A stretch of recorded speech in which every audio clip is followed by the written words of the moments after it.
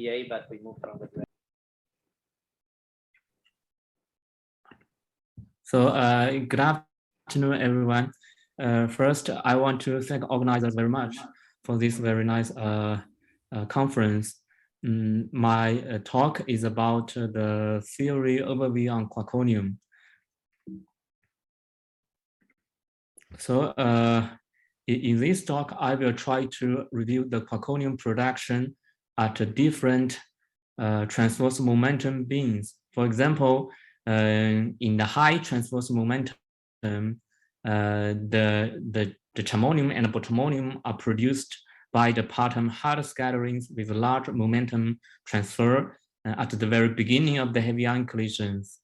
This is called the primordial production. Then in the low and the middle transverse momentum, there are abundant number of charm pairs in the quark-gluon plasma, especially at the LHC energy. So Rose charm and anti-charm quarks can combine to form new bound states, such as gypsy or plutonium, and this is called the regeneration of the coalescence.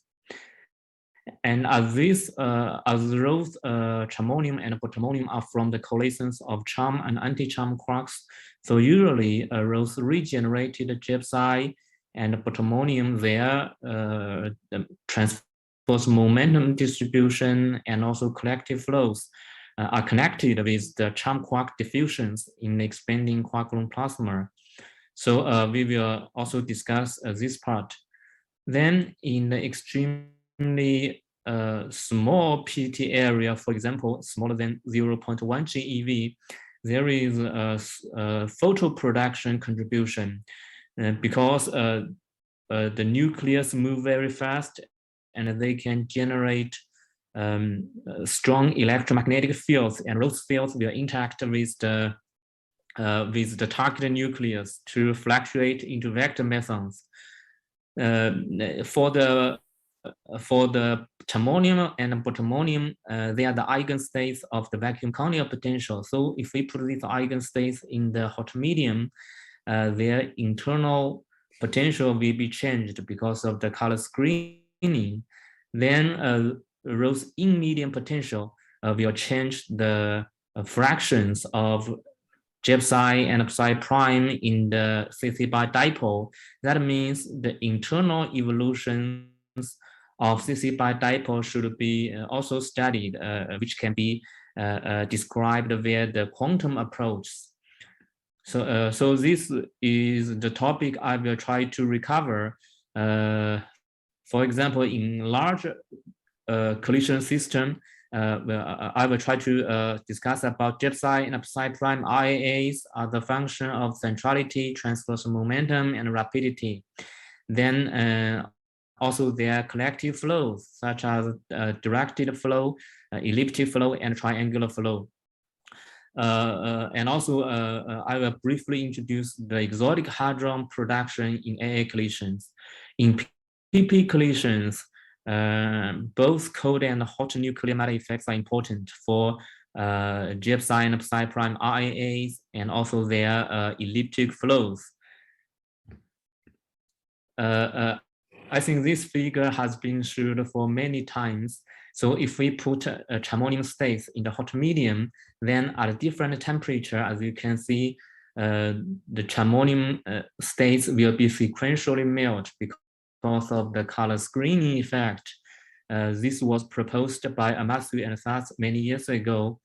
Then if we use the free energy as the heavy quark potential, then we can calculate the maximum survival temperature of gypsy, chi-C psi prime, and also plutonium. So this is their dissociation temperature. Now, in this talk, we will try to focus on the hot medium effect on gypsy and also the heavy quarks, which may have a chance to combine to form new bound state. So now we go to the RAA calculations. Now from peripheral to central collisions, gypsy RAA is suppressed because of the hot medium dissociations.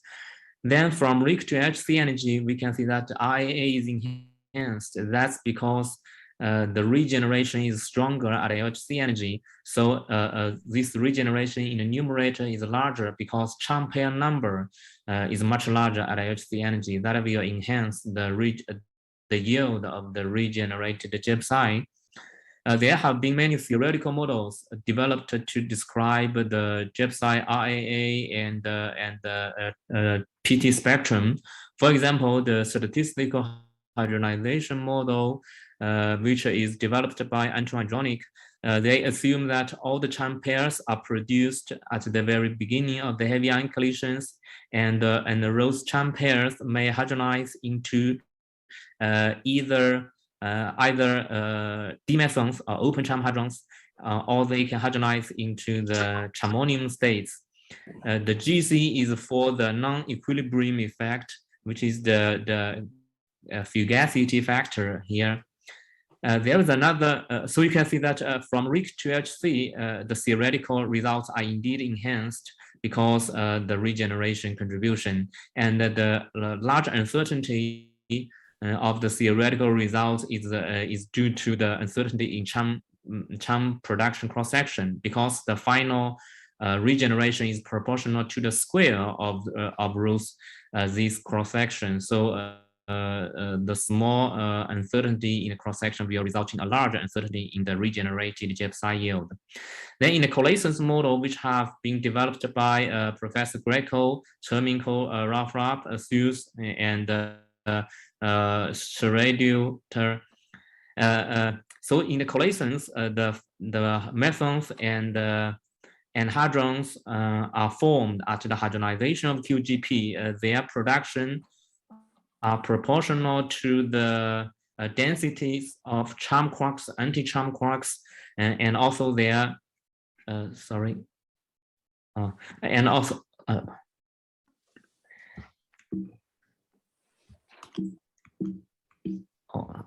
apologize. And also their combination probability, which is usually given by the Wegener function. The Wegener function can be obtained via the Weyl transform of the formed hadron wave function.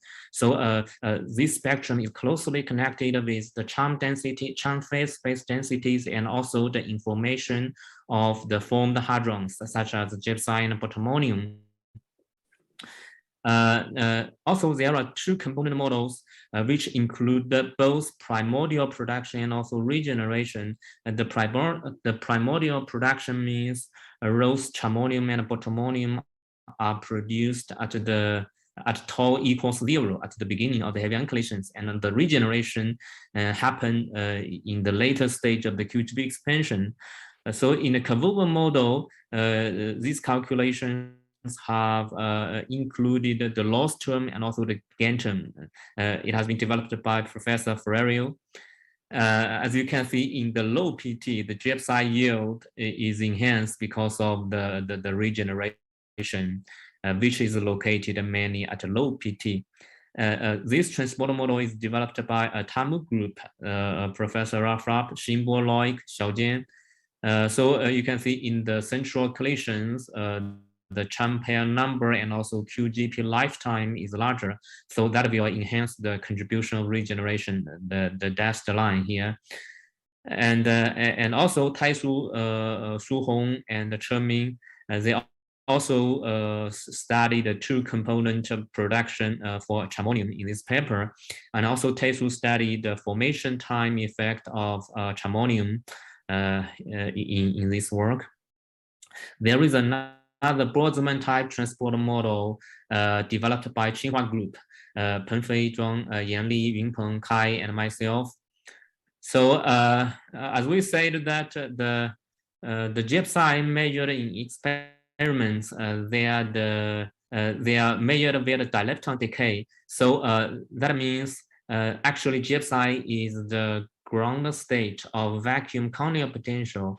If we put this state in the QGP, then the heavy quark potential inside the Chamonium and Quaconium will be different. Then this will result in the evolutions of GPSI and psi prime components in the correlated CC bar dipole. So this is the internal evolutions inside QGP. If in this figure, if we take the heavy quark potential to be the free energy and just neglect the Landau damping effect temporarily, then you can see that the J psi fraction will decrease with time and psi prime fraction will increase. That's because the CC bar dipole will expand outside because of the weak attractive force inside the CC bar dipole. Even this model is developed in QGP, they can also be applied in the hadronic medium, because as you can see, even at TC, the heavy quark potential does not restore to the vacuum Cornell potential. So that means in hadronic medium, such as at SPSN affair, there may also be some quantum effects in the correlated CC bar dipole. So I think the quantum theoretical models are necessary for the Proton studies in hot medium. This is the Schrodinger equation model developed by Professor Michael Strickland and also others. They use the quantum trajectory method to evolve the CC bar dipole wave function. That means they generate the CC bar dipoles event by event, and row CC bar dipoles evolve along different trajectories. So they will experience different hot medium effects, color screening, Landau damping, and their internal evolutions will be different. Then after including all feed down effects, this is their calculations for Proton 1s, 2s, and 3s. There is also a linear Bloch equation model from Brambilla, Escobedo, and also Strickland. So that means the interactions between the Proton as a subsystem with the environment, those interactions are included in the linear Bloch operators. Then that will affect the evolution in the Proton wave function. So Xiaojun, Wei Yao, Yinru, they also developed a quantum transport model to study the evolutions inside the correlated bottom pairs and also the off-diagonal bottom pair evolutions in this work. Kate and Gausu, they also developed a Schrodinger-Landruan model. So in this model, they treated the random scatterings between the J psi and the hot medium. They treated this interaction as a noise term in the Schrodinger equation.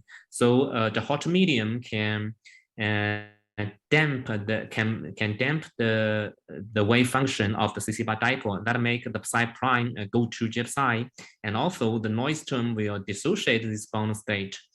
And we also do some work about the Schrodinger equation. So we evolved the J psi CC bar dipole wave function with the Schrodinger in a static medium a few years ago. And also there are other works about the theoretical quantum approach. For example, the density matrix method, the Professor Blazzard, Escobedo, they used the density matrix formalism to study the J psi evolutions in hot medium. So they can consider not only the energy exchange between the subsystem and the environment, but also the color exchange. So the J psi there is a rotation between J psi and the octet states.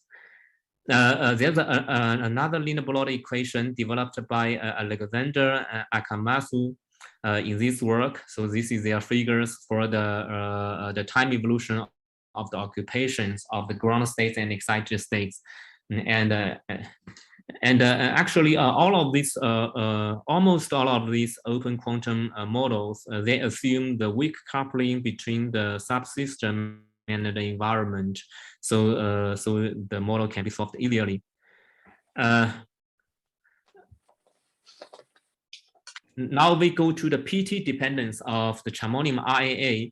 So as we said, at high PT, the J psi or the Proton in the heavy ion collisions are mainly from the primordial production, and those primordially produced J psi will go through very hot QGP medium. So their suppression is very strong. As you can see here, the IA is almost 0.2. Then in the low PT, the IA is enhanced because of the regeneration contribution. Because the charm quarks can almost reach kinetic thermalization at LHC energy. Then we can estimate, roughly estimate the transversal momentum of charm quark to be around 0.5 GeV. Then the regenerated GSI should be around 1 GeV. This is just to give you some feeling about the regeneration. If we look at the Quaconium IA as a function of PT, this is from the Schrodinger Equation model, then we can see that both the experimental data and theoretical calculations are flat. This is because the regeneration is not important because bottom pair number is less compared with charm pair number. Then in this figure, we also use the Langevin equation model and the coalescence model to evolve the bottom quarks event by event and calculate the coalescence probability. So you can see that the Quaconium regeneration is small compared with its initial production, even in the most central collisions. Now we can also look at the PT dependence in a small IA. So at SPF energy, the regeneration is not important anymore. Then this Crowning effect, which means gluons and partons, they can obtain extra energy by scattering with other nucleus, and those extra energies will be transformed to the primordially produced GFSI. So this will make the mean PT square in AA collisions larger than the PT square in PP collisions. So this makes the small IA larger than 1. Then at LHC energy, the regeneration is important. Charm quarks suffer stronger suppression, and then the regenerated GFSI is located at a low PT, so that will reduce the mean PT square in the numerator. If we look at the, sorry.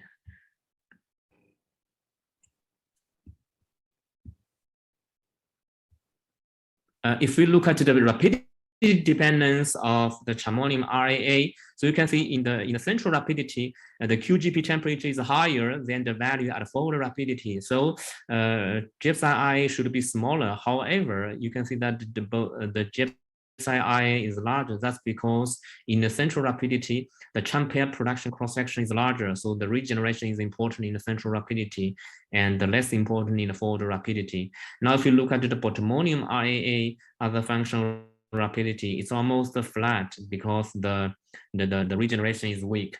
Then there are also other theoretical studies. For example, the TAMU group from Xiaojian, Raf, Heming, they used the transport model to study the Quaconium production, RAA collective flows from LHC to RIC and SPF energies.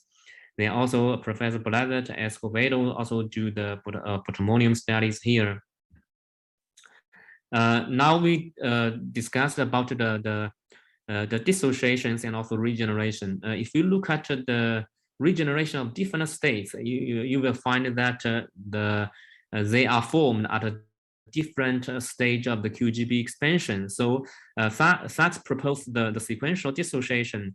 That means psi prime will be formed in the lower temperature, then it will be formed in the later stage of the QGB expansion. So charm quarks will carry larger collective flows, and those larger collective flows will be inherited by the regenerated psi prime. So that makes the psi prime PT larger than the regenerated GFSI PT. This is from the Xiaojian and Raf's paper. And Tsinghua Transport also calculate the double ratio of psi prime over GFSI. The peak here is due to the sequential regeneration effect. This peak is also seen in the TAMU transport model. And now we go to the Quaconium collective flows.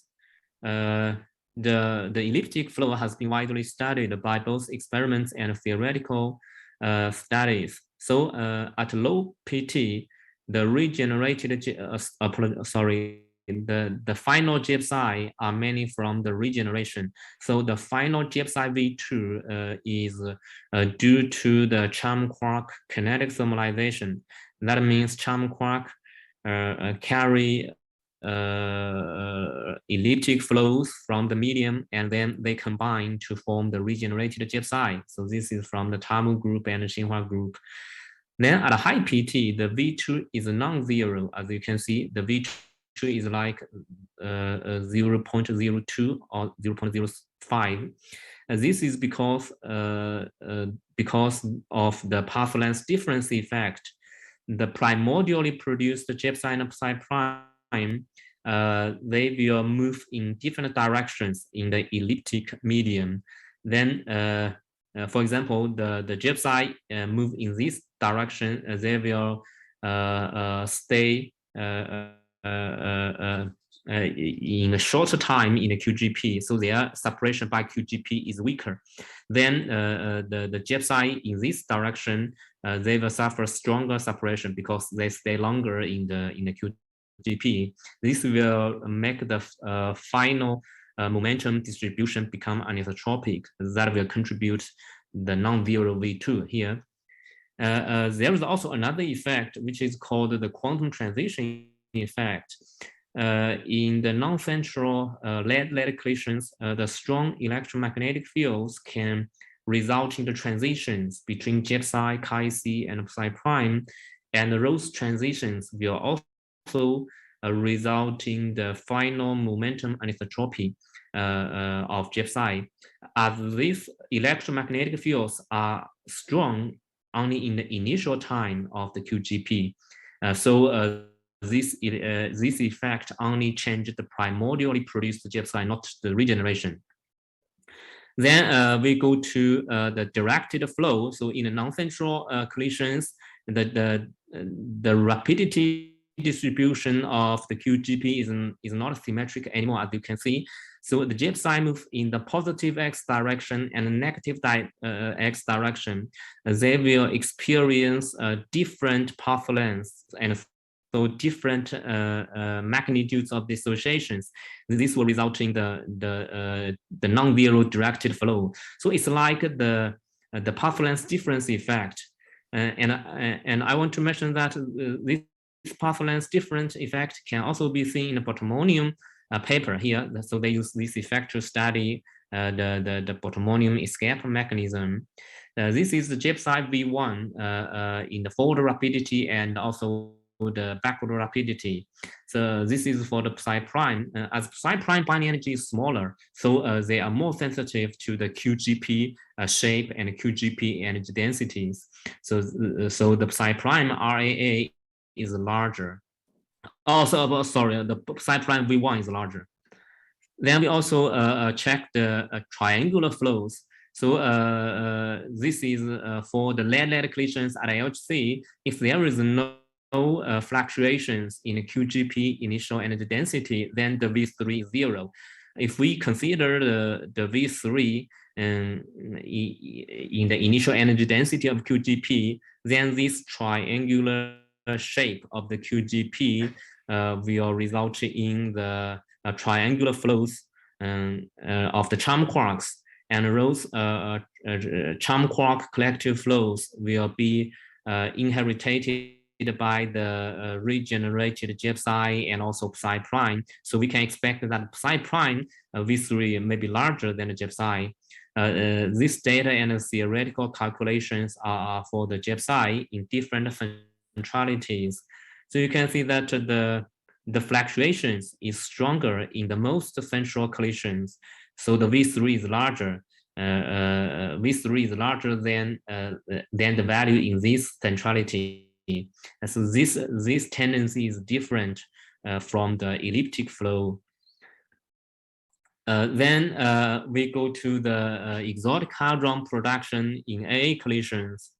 So as there are abundant number of charm pairs in the Quaconium plasma, So the Rose-Cham and anti-Cham quarks can combine to form the charmonium or bottomonium, and also they may form the tench quark state with a small radius, 0.3 fermion.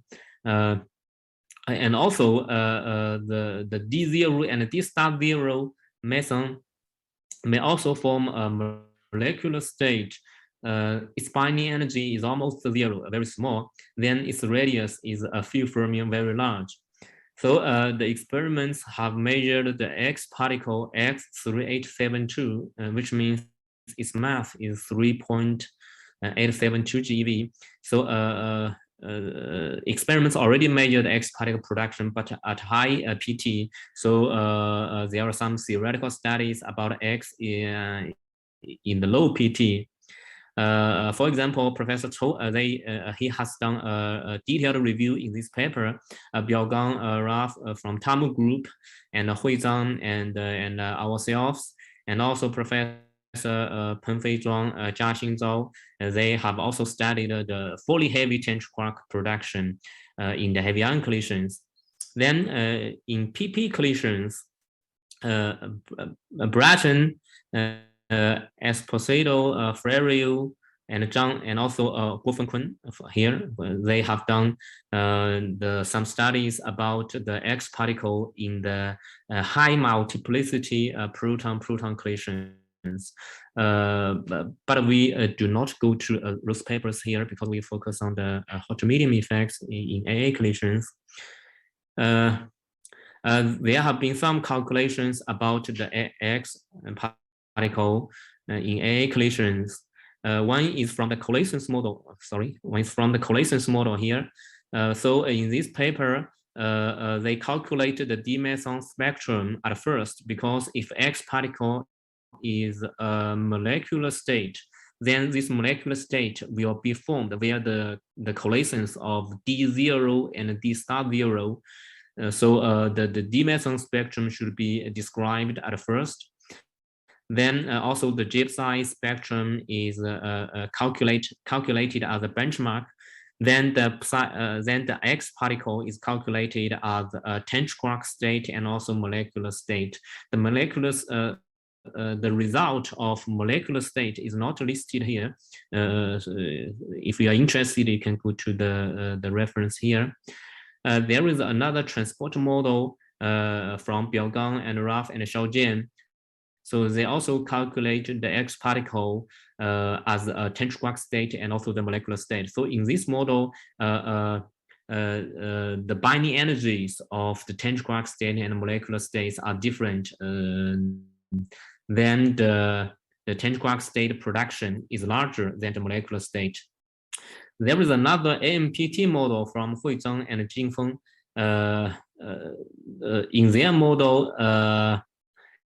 the molecular production is larger than the tench quark yield, which is different from our conclusions in the collisions model and the transport model. I think one of the main reasons is that they use different formation conditions for the X particle in the studies. Now we go to the Quaconium production in PA collisions. So there are CGC and ICM model from Ma Yanqing in Peking University. They calculate the J psi and psi prime RAA as a function of PT. So this is the Cavoma model calculations for J psi and psi prime in forward rapidity, central rapidity, and also backward rapidity. So you can see that the shadowing and anti-shadowing effect is strong. Then this is from the Tamu transport model and also Tsinghua transport model. So as you can see that if you want to, explain the difference between J psi and psi prime RAA, the final state interaction is needed. And because if you only consider the cold nuclear matter effect, the J psi and psi prime RAA should be the same. Then if you look at the elliptic flow of J psi and psi prime, then you can see that the final state interaction is not enough for psi V2. So this from the thermal transport calculation, you can see this is psi V2, it's below the experimental data. Then if you consider the cold nuclear matter effect in the CGC model, this is from the Shaw-Bowen's paper, then you can see that V2 is very large. This is purely the cold nuclear matter effect. And also the mass ordering of elliptic flow also disappear. Psi and the epsilon V2 is similar to each other. This cannot be explained by the hot medium effect. So cold nuclear matter effect is also important. Then we go to the photo production from electromagnetic fields. When two nucleus move very fast, they can generate very strong electromagnetic fields. And those strong electromagnetic fields can be approximated as the photons. So usually this process is studied in ultra-peripheral collisions for many years. But in recent years, even in the semi-central and peripheral collisions with the production of QGP, this photo production is also observed. As the photo production, the quasi-real photons interact with the entire nucleus. So we can roughly estimate that the transverse momentum of the photo produced psi is at the order of the inverse of the nuclear radius here. So it's a very small transverse momentum. Then if we compare the hydro production with the photo production, so we parametricize the hydro production in proton collisions with this formula. So you can see when PT is very small, this term is like 1, and so the differential cross-section is proportional to PT, and then it will go to 0 when PT approach to 0. However, for the photo production, its formalism will be given later. Its production is like 10 times of the hydro production in this PT area, PT smaller than 0.04 GeV. The impact parameter is 10 fermion at LHC energy, LHC lead collisions. Then in the higher PT beam, the photo production contribution is less important compared with the hydro production here. So we can consider both the hydro production where the transport model and a photo production from the equivalent photon approximation method. Then for the photo production, it's proportional to the photon density, photon nuclear cross-section, and a QGP dissociation rate. The photon density is proportional to the energy density of electromagnetic fields. And then we can see the and we can see that the RAA of psi in the small PT beam is very large and like go to infinity in the like peripheral collisions here.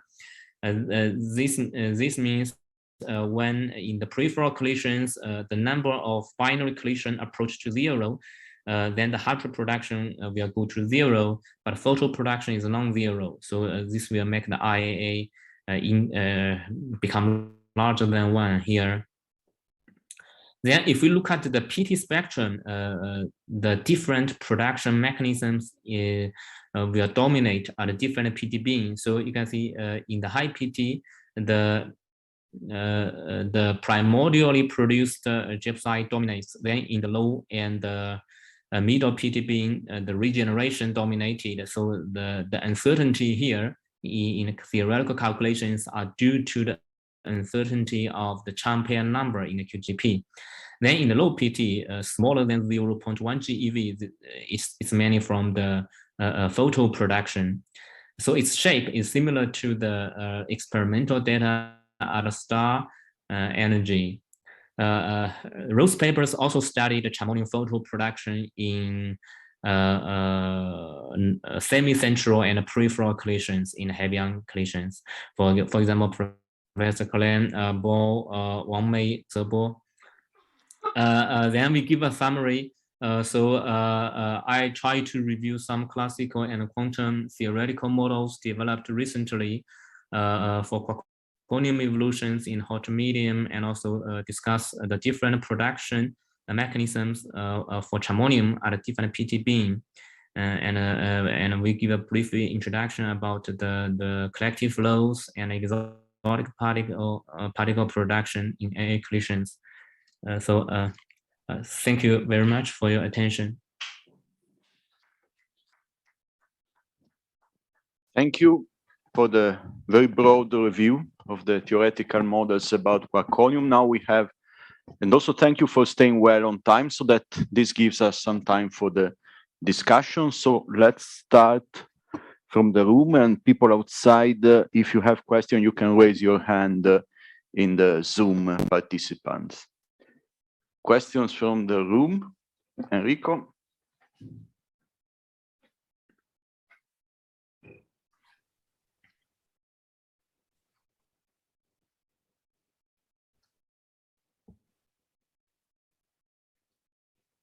It was nice to see this review of the various theory approaches. So when seeing all these possible, let's say, approaches to the problem of Quaconium, now it comes to my mind, for example, the fact that for the open charm studies, there are efforts that try to go in the direction on making, let's say, these approaches more uniform, and to try to analyze the similarity and the differences.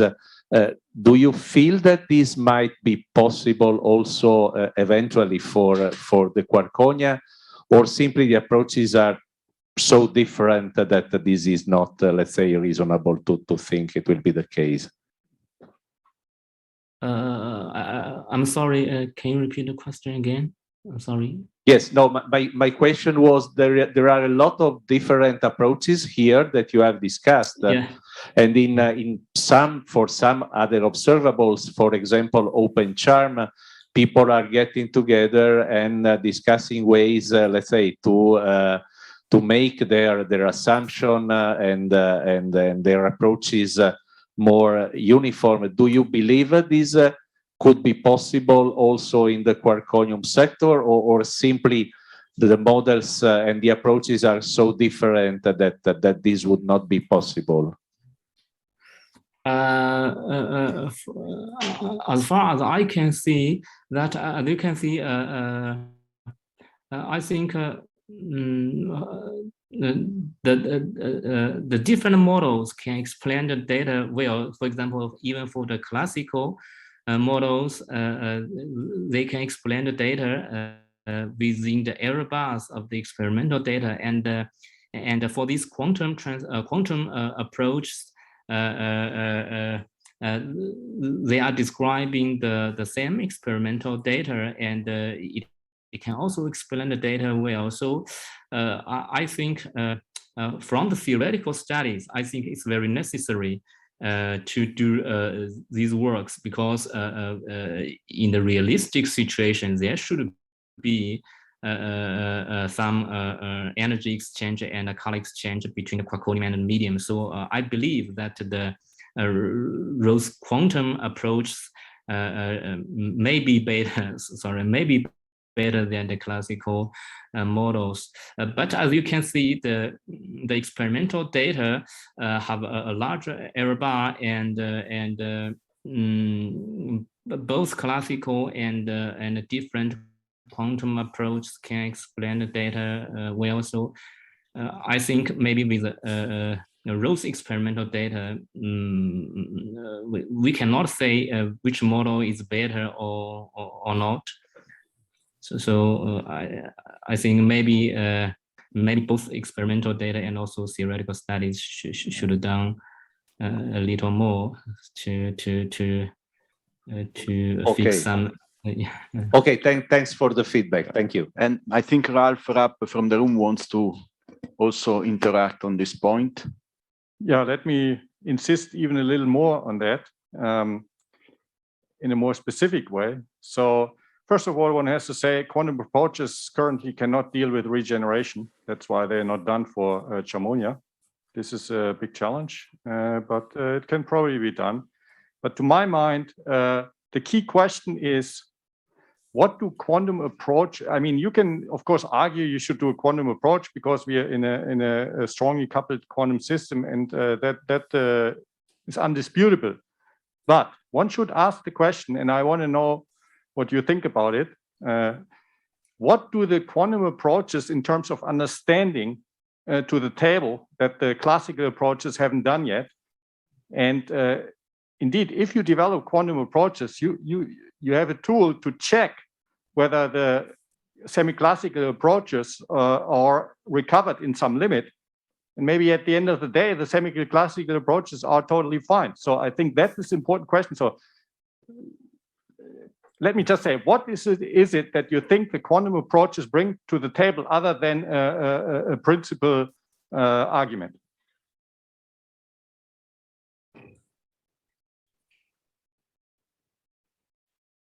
Would you like to comment or reply to Raf? Barry, are you still around? Yes. Okay, so let me ask again, what, in your opinion, can the quantum approaches reveal in terms of information that the semi-classical have not already? As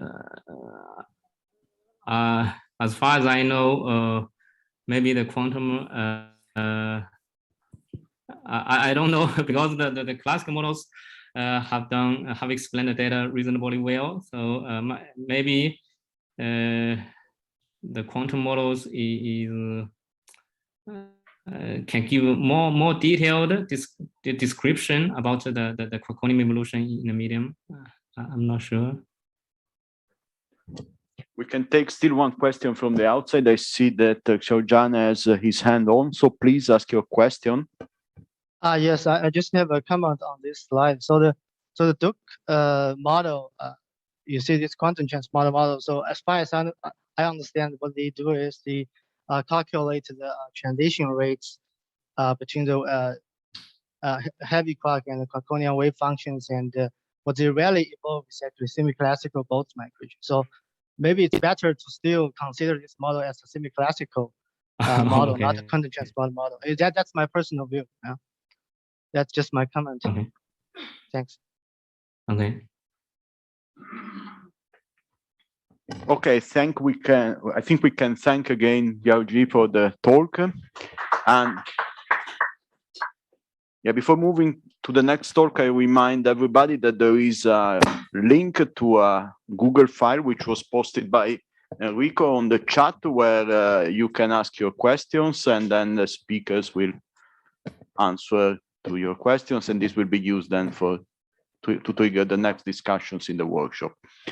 Okay, now the next talk will be from Roberto Arnaldi, who will tell us about, again, Quaconium, but in this case from the experimental side. So we will have a review of the experimental results. And thanks a lot to the organizer for the nice invitation to present you here the Quaconium results. And as I was saying, I will focus on the fixed target experiments, so on the lowest energies.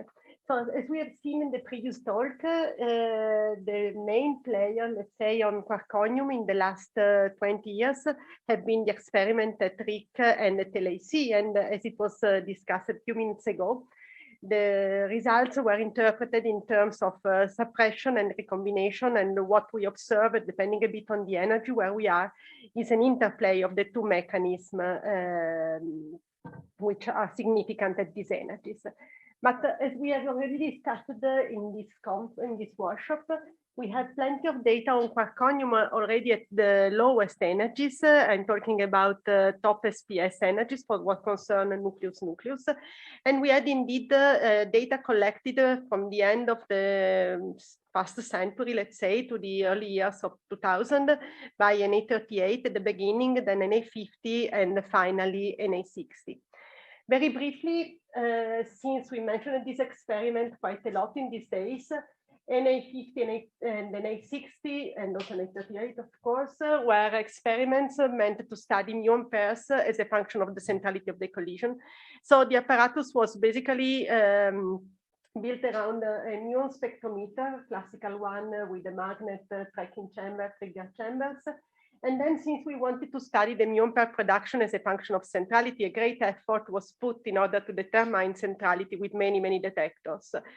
This was an A50. Then in few years later, around the beginning of 2000, we moved forward a second generation experiment, which was an A60, where what we did was basically to completely redesign the target region. And for the first time, we included in the heavy ion experiment a vertex telescope, which allowed us, you can see it here, with 16 planes of silicon. This allowed us to reconstruct with very good accuracy the muons, because we could reconstruct the tracks before they enter the muon absorber here. And by doing a matching in coordinate and momentum space for the muons, we could really improve the mass resolution, reduce the combinatorial background, and also thanks to the dipole, we could also improve the dimuon coverage. So this was the apparatus, and now coming to the technique which we used at the time, they were for the analysis, for the extraction of the results. These were, as we already discussed, a bit different with what we are now using, for example, at LAC. So we were not using RAA, and I will come back to that. We were using the ratio J psi over Drelian. So the idea was that the Drelian was meant as a reference since it was not affected by the medium. And we performed the fit to the invariant mass spectrum, extracting both the J psi and the Drelian shape, and then we did the ratio. The advantages of this approach were the fact that both J psi and Drelian are produced in the initial half scattering. So we were assuming that the systematics between the two mechanisms could cancel out. The drawback was the fact that, in particular in the high mass region, we have very low Drelian statistics. To give you an idea, in the highest sample that we collected in 2000 in Na50, we had 200,000 J psi and a factor 100 less for the Drelian in this mass region.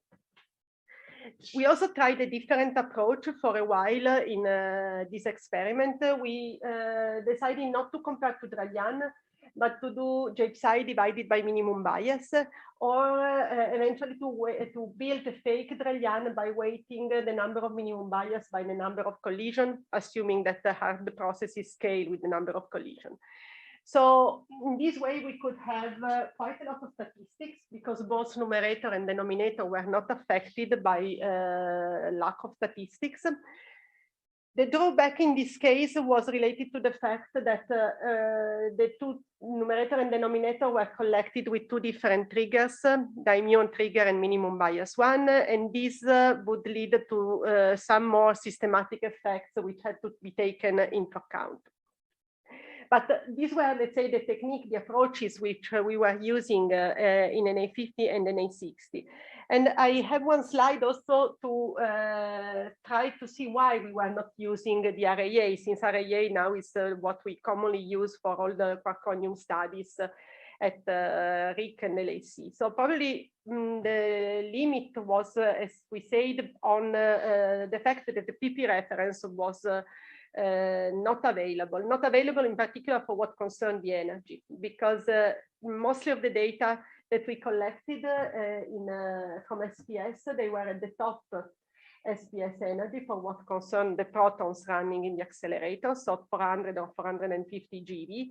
So the 158 GeV data were available only at the very end of the, let's say, of this data taking from Na60. So this was certainly an issue. The other one is that having a P target was not so easy. In Na51, they were using 1 meter long liquid hydrogen. And in this case, the resolution of the J psi was quite broad because there were multiple scattering in the absorber, poor matter reconstruction. So in the end, they had something around 170 MeV, to be compared with the roughly 100 MeV, which was the standard resolution that we had in NA50 on the JPSI. But all in all, even in this case, the PP reference was rather good because the uncertainty associated to the measurement, let's say for the absolute normalization, if needed, was around 7%. In NA50 and also in NA60, the JPSI were collected with the proton hitting many targets. The lightest target was beryllium. And by fitting all this data, one could extrapolate to A equal to 1. So one could extrapolate the PP reference having data spanning from beryllium up to uranium, if I remember correctly. And in this extrapolation with the best sample that we collected, the uncertainty in the end was of the order of 3%. So let's say from this point of view, the uncertainty associated to proton-proton was not too bad, but still no data at 158 GeV were available. We did in the years some attempt to compute the RAA starting from our measurement of NA50 and NA60, meant to compare with RIC and LAC, but still not having done it at the time made everything much more complicated, and there were in the end some assumption to be done. So let me come directly to the result of NA50. Here you can see the ratio JPSI over Drelian as a function of L. L is the length of nuclear matter crossed by the pre-resonant state or the resonant state while crossing the medium. You can see all the set of blue points which corresponds to proton-nucleus collision. And by fitting this data, we can set the behavior that we expect when we just have cold nuclear matter effects. So this is what you see here with the red curve. Then we can see, so proton-nucleus define the behavior in the absence of hot matter effects. Then we have the sulfur uranium data, which are the open circles here, which could also be described by only having cold nuclear matter effects. And indeed, sometimes we also included this data in order to build the reference. And then finally, we have the lead-lead data, which are the green points here. And here you can see that while the peripheral points lie on the reference curve, the most central one show a significant suppression, which indeed is concentrated in the most central beams. And this is what shows that we have some quark-gluon plasma formation in central lead-lead collision. But clearly, all this relies very much on the definition of the reference curve, because this is really what we compare which allows us to understand that there is a suppression in the most central beam. So these effects, these cold nuclear matter effects, are very much sizable at these energies, first of all, and we need to have precise measurement of them. And to measure them, we need proton-nucleus collision. So proton-nucleus collision are useful to have a reference for hot matter effects. In particular, at SPS energies, what we used to do was to compute a ratio measured over expected. So we were taking the data collected in AA and we were dividing them by the reference curve. This was our common way to show the results. At LAC, this is a bit different. We had done some work in order to separate hot matter effects and cold nuclear matter effects by computing measured over expected, but somehow this has never been fully exploited yet, at least for the moment.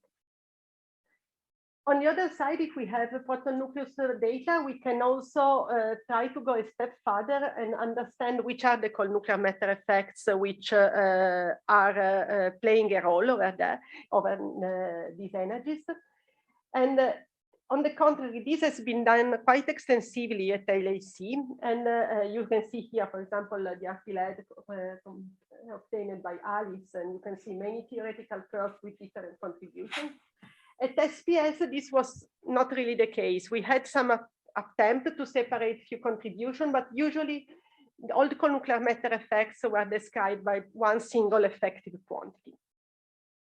So as I was saying, there are many effects. Some of them are initial state effects, which refers to the pre-resonant state, or there are final state effects, which refers to the fully formed resonance. So we have, for example, shadowing, the Proton energy loss, and we can have in particular at SPS energies the breakup of the resonance in the medium or energy loss effects playing a role.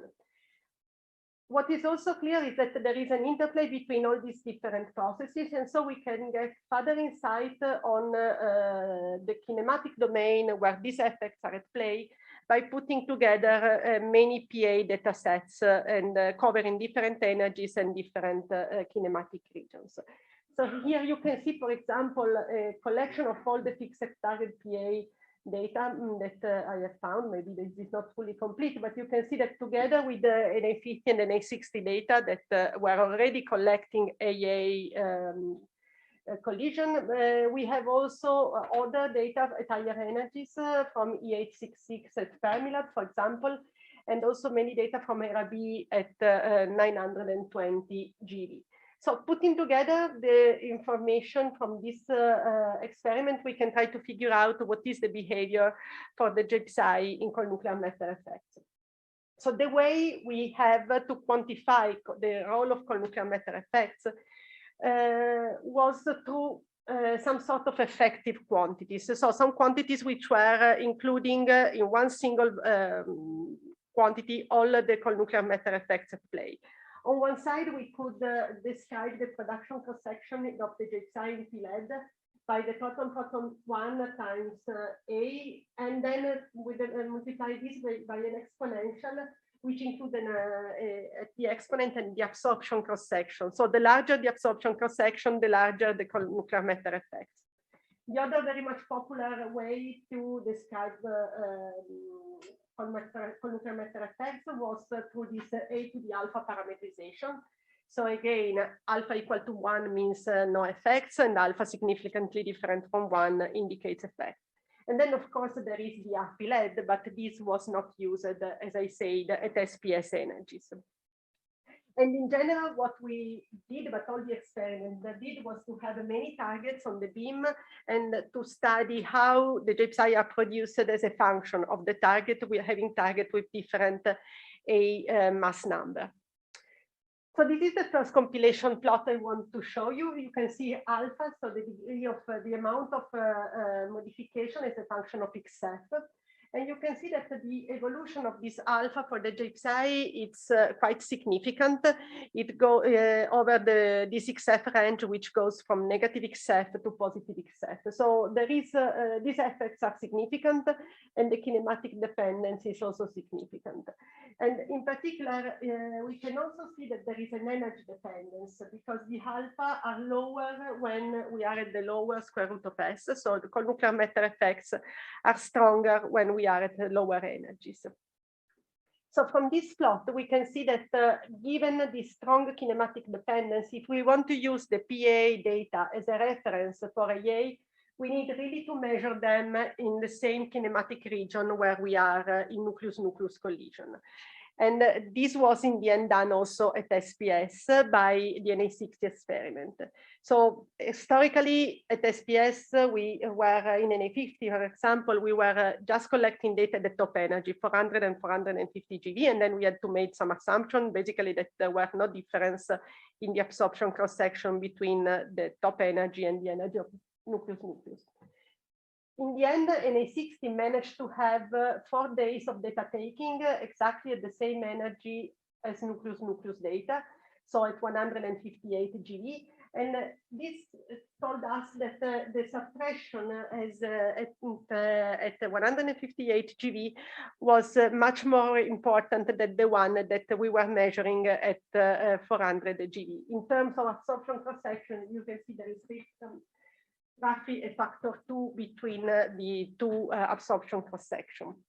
And this is very much important because clearly this has an impact on the size of the hot matter effects that we have in AA. But before coming to that, in NA60, we also tried to do some attempts in order to disentangle the various cold nuclear matter contribution. So at SPS energies, the contribution were basically shadowing, in reality anti-shadowing, given to the X-ray region where we were.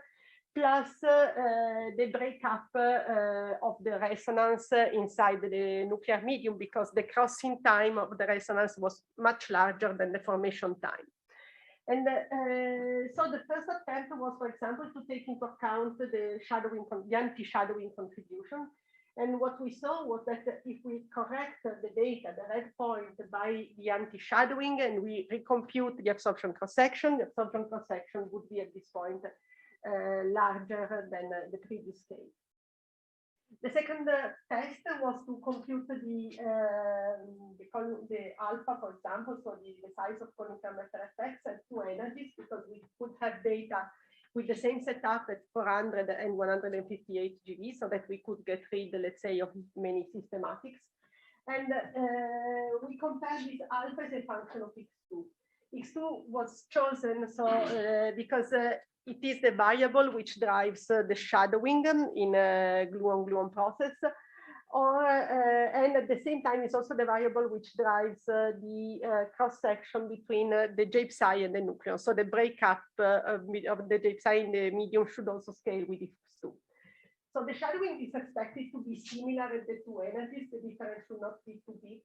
And at the same time, for a given x2, if it does break up, it's present, one should have the similar alpha. In the end, what we observed was an alpha which was different at the 2 energies, as if shadowing and breakup were not the only mechanism at play. And so there could be others, and this is still, let's say, an open point which can be investigated further. So just to summarize, when we finally had in an A60 the proton nucleus data at 158 GeV, we could update the reference curve to be used in comparison to AA. And so we could use it. We could use the reference curve computed exactly at the same energy, as I was saying. And then we went also a step further. We took into account that shadowing was playing a role. And the shadowing was playing a role when moving from proton nucleus to nucleus, not only in the target, but also in the projectile. So we combined the shadowing twice in order to take into account properly the shadowing in AA. And then, of course, we had to move, but this we do within a Glauber approach, from the PA to the AA shape. And this brings me to the summary plot of the results we had at SPS from NA50 and NA60. You can see that this is the ratio measured over expected. So this is J psi over Drelian computed in AA divided by J psi over Drelian computed, extrapolated from the PA data as a function of centrality. And you can see that the most central lead beams show a significant suppression, an anomalous suppression of the order of 30%, while the red points, which are in aluminium, are indeed consistent with something which could be one, so no significant effect are at play. And the interpretation of these results was that the size of suppression that we observe in lead is compatible with what we would expect if no direct J psi are suppressed, but what we observe is the suppression, the melting of the psi2s and the Chi-C. So now, starting from this, which was, let's say, the state of the art that we had 20 years ago, we can see what can be improved starting from this in the future. First of all, in my opinion, is the accuracy of the data, because for what concerns the lead data, the uncertainties, as you can see, are still rather large. We had no lead data in NA60, and so if we compare the precision that we have in EU with respect to the lead, you can see that there is room for improvement. Here, in particular, the size was still very much driven by the low Drelian statistics. Second point is that if indeed the suppression is due to the melting of the excited Quaconium state, it would be very much interesting to study directly the psi2s and possibly also the Chi-C, and this would be, of course, interesting in itself, but also interesting because they have a feed down into the J psi. The third point is that we see that there is an offset for the suppression around 220 GeV. And if we go down in energies, so far we were only at top SPS energies, but if we go down in energy, we should see this onset moving, and it should reflect the appearance or not of the melting of KCM side 2S. And as we also discussed the other day, it would be also nice not just to address the let's say suppression, but also to look to other variables. Here I put as an example the V2, but clearly as it was discussed, also polarization could be interesting. But at least the V2, we did a measurement in NA60 in two centrality beams with very large uncertainties, but we learn at the LAC that measuring V2 and the production, it's really important because it can help to put constraints to the models. And finally, I come to the last point, which might be improved, which is the precision of the proton nucleus reference. Because so far, the precision that we had is included also at least for the global part in this band. And this gives some sort of 12 uncertainty on 12% uncertainty, which should move all the points up or down. This is still rather large, and clearly precise data would help to shrink this band. And not only it would, I think at this point also be very much useful to go a step further and try to disentangle the various contribution, try to separate shadowing from the breakup to learn something more on how the GPSI behaves in cold nuclear matter. So all that can be done, as we have discussed in the past days, by various experiments. I discussed here in a few slides what Na60 plus is aiming to do for what concerns Quaconium. So Alessandro on Monday has presented the plans for this experiment.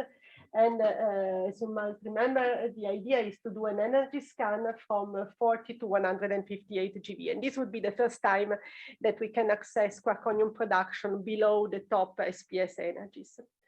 So decreasing in square root of S, we might we might study how the high MUBI QGP affects the Quaconium production. And this is something where theory guidance would be very much welcome. We can investigate, as I was saying, the onset of the KC and of the side 2S. And if we understand where the onset is, we can also, by doing a temperature measurement via thermal dimuons, make a correlation directly between the melting and the temperature where the melting occurs. And then also we can investigate cold nuclear matter effects, which might become stronger and stronger while we go down in energy. So some performance plot to show you what we expect Na60 plus should be able to do for what concerns Quaconium.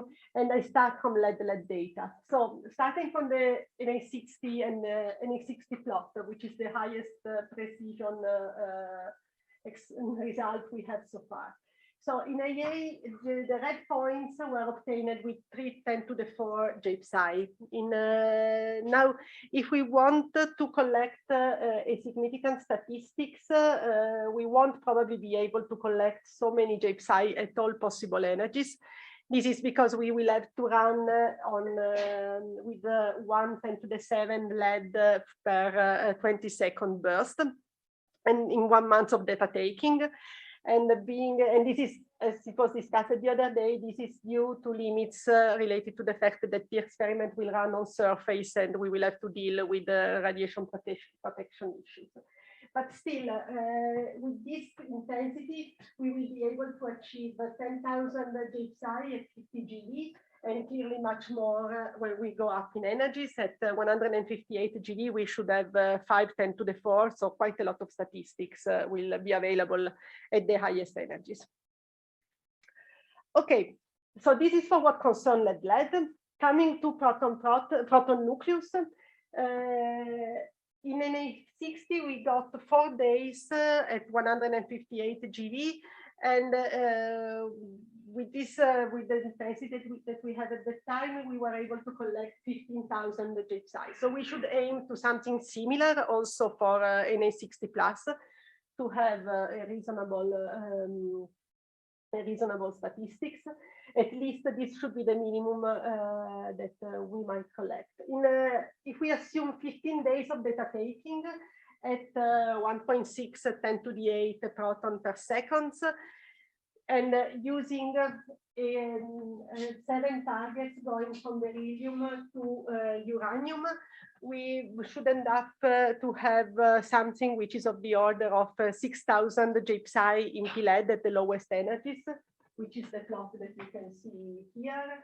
And of course, much more, 50,000 when we go to the top energy. So this should, let's say at 50 GeV, we are on the lowest side of the statistics, but at higher energies, this won't be a problem. Now, putting together the results from SPS and the performance from proton nucleus and nucleus, this is what we would get. Here is the RAA, because here we show directly the RAA. It's a function of centrality for the levelet point, the red ones, and blue is the extrapolation for the from proton nucleus data in order to evaluate the cold nuclear matter effects. This is what we would get at 50 GeV, and this is what we would get at 158 GeV, assuming when building this performance plot that there is no off-matter effects up to 50 number of participants, and then we have a suppression of the order of 20%. So this is, let's say, the reasonable hypothesis behind these plots. All in all, what you can see is that we should be able to measure the suppression of the JPSI with reasonable precision from 158 GeV to 50 GeV. And the precision that we would have would be very, very good at 158 GeV. On the reference, we should have 2% on the PP data, so the global normalization, and this band should be roughly 6%, and here 15%. So this is, let's say, more or less what we would end up. What can we use as observable to study the JPSI in an A60+? So probably we can get rid of the Drellian at this point so that we are no more limited by the Drellian statistics. And seeing the PP reference, the statistics, the uncertainty that we have on the PP reference, we might aim to the RAA for these results. Probably the best quantity will be the ratio of the RAA divided by RP-LED, because if we want to compare the results obtained at various square root of S, we need to take into account that cold nuclear matter effects are different at the various square root of S, and therefore probably a measured over expected ratio, so RAA divided by RP-LED should be the quantity we should look for. Otherwise, we also discussed in the discussion session the possibility of studying JPSI over DD bar, and this could be a mixing of suppression and also maybe enhancement of DD bar if for chiral symmetry restoration, the threshold of the DD bar lowers from 3.7 GeV to 3 GeV. Now, an A60+ would not be the only experiment looking to Quaconium. We had the presentation from Christoph, which has shown us that Quaconium might be studied also by CBM. In this case, given the lower energies, the production should probably be sub-threshold. This is much rarer, but still feasible, in particular because the Quaconium could be produced by the decay of excited baryonic resonances produced in the Hart scattering. And they can access both the muons decay channel or the E+ E- decay channels. And as Christoph has shown, the statistics should not be an issue for this kind of study. In Gold, for example, in 1 month of data taking, they expect 30,000 JPSI. And in proton nucleus, okay, statistics is less in electrons and muons, 500 JPSI in 4 weeks. But as you can see, the purity of this signal is very good. So it should be easy, even with these lower statistics, to make precise measurement of JPSI. Now, this was about J-psi, which was investigated extensively at the lowest energies. But as I mentioned, it would be really very much important to have also information on the excited states, because we want to understand also how the excited state impact on the J-psi results. So we had some measurement, and I will go through them, of the psi2s with let's say less accuracy, while for the Chi-C the situation is still lacking real precise measurements so far. So this is how the psi2s behave in proton nucleus collision in fixed target experiments, as measured by the E866 experiment. You can see that, as it was the case of the J-psi, which are the red points here, the alpha parameters strongly varies with the XF. But if we compare this behavior with the psi2s, what you can see is that there is a difference between the suppression where we are at mid rapidity, so XF around 0, while the two alphas becomes much closer when we go towards forward rapidity. And this is understood in terms of crossing time versus formation time. So when we are at mid rapidity, what is produced is what is crossing the medium is a fully formed resonance. So the weakly bound psi2s is more easily destroyed by the J-psi. While when we move forward, what crosses the medium is a pre-resonance state, and so there is no big difference between becoming a J-psi or a psi2s. Now, coming to the results we had at SPS, you can see that this is the result we obtained first of all in proton nucleus. This is the data points we had for the J-psi, and you can see that for the psi2s, the modification due to nuclear matter effects is much more important. In terms of slope, coming to the absorption cross-section I was mentioning before, there is a factor 2 between the J-psi of 10 millibarn and the psi2s, which has an absorption cross-section of 4 millibarn, sorry, for the J-psi and 10 millibarn for the psi2s. And coming to lead-lead, so by dividing the lead-lead data by the reference curve shown here, this is the result of NA50. This is the suppression of the J-psi, and this is the suppression of the psi2s, which is much more significant with respect to the previous one. Not only much more significant, but it also sets in earlier at a lower energy density, a factor 2 earlier with respect to the J-psi one. And if we look to sulfur uranium data, sulfur uranium also shows a suppression for the psi2s, which is on the contrary absent when we look to the J-psi. Unfortunately, we do not have data from NA60 on the psi2s, so this is something where, again, more precision would be welcome. So I try to summarize what, in my opinion, can still be learned from the psi2s if we move forward other experiments at lower energies. So it would be nice to have precise data, so to improve the precision also on the psi2s.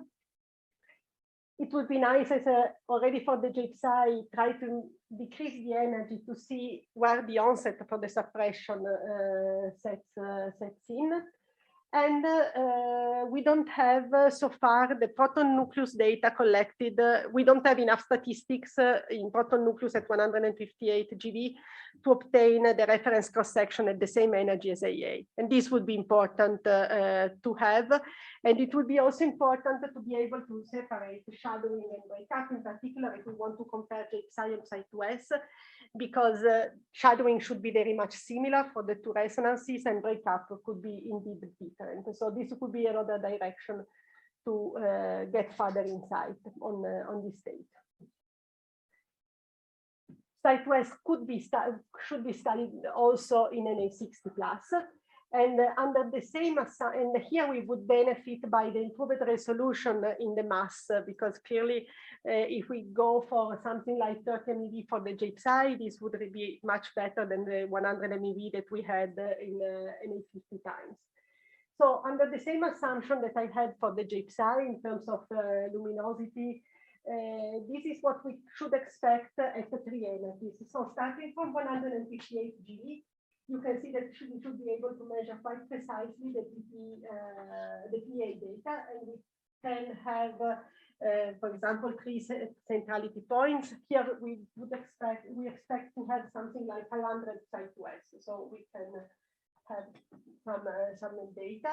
And clearly, for the site-to-S, the situation is much more critical. We go down in energies, and the measurement becomes more and more difficult. We should have 300 site-to-S at 128 GeV, but when we go to 80, we are left with 100 site-to-S. And clearly, these measurements are really statistic hungry. So if we want to have more precise data, we would need, in principle, more statistics or more luminosity to be able to go down in energies.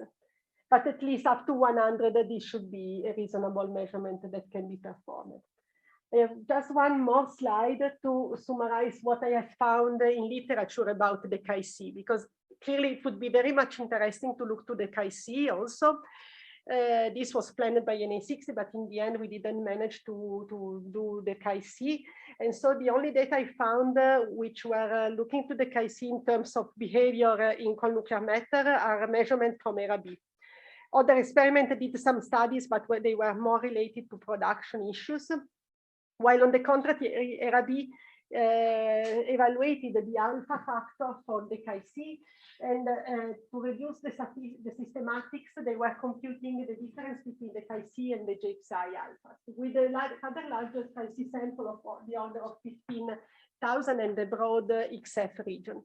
So what they measured was a delta alpha, which is compatible with 0, meaning that they didn't observe a significant difference in the behavior of the J-psi and Chi-C.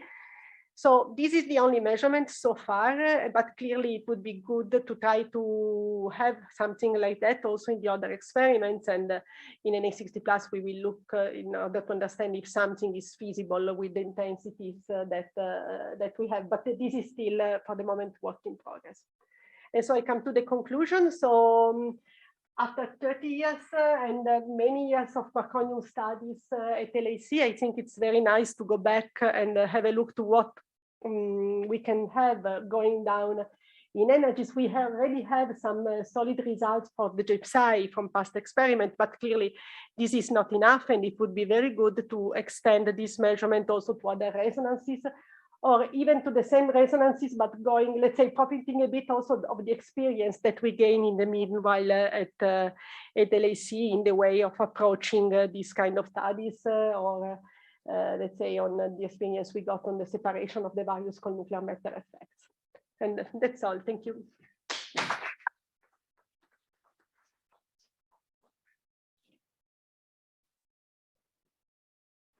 Thank you, Roberta. So we have now time for questions. We start from the room. So, Christoph.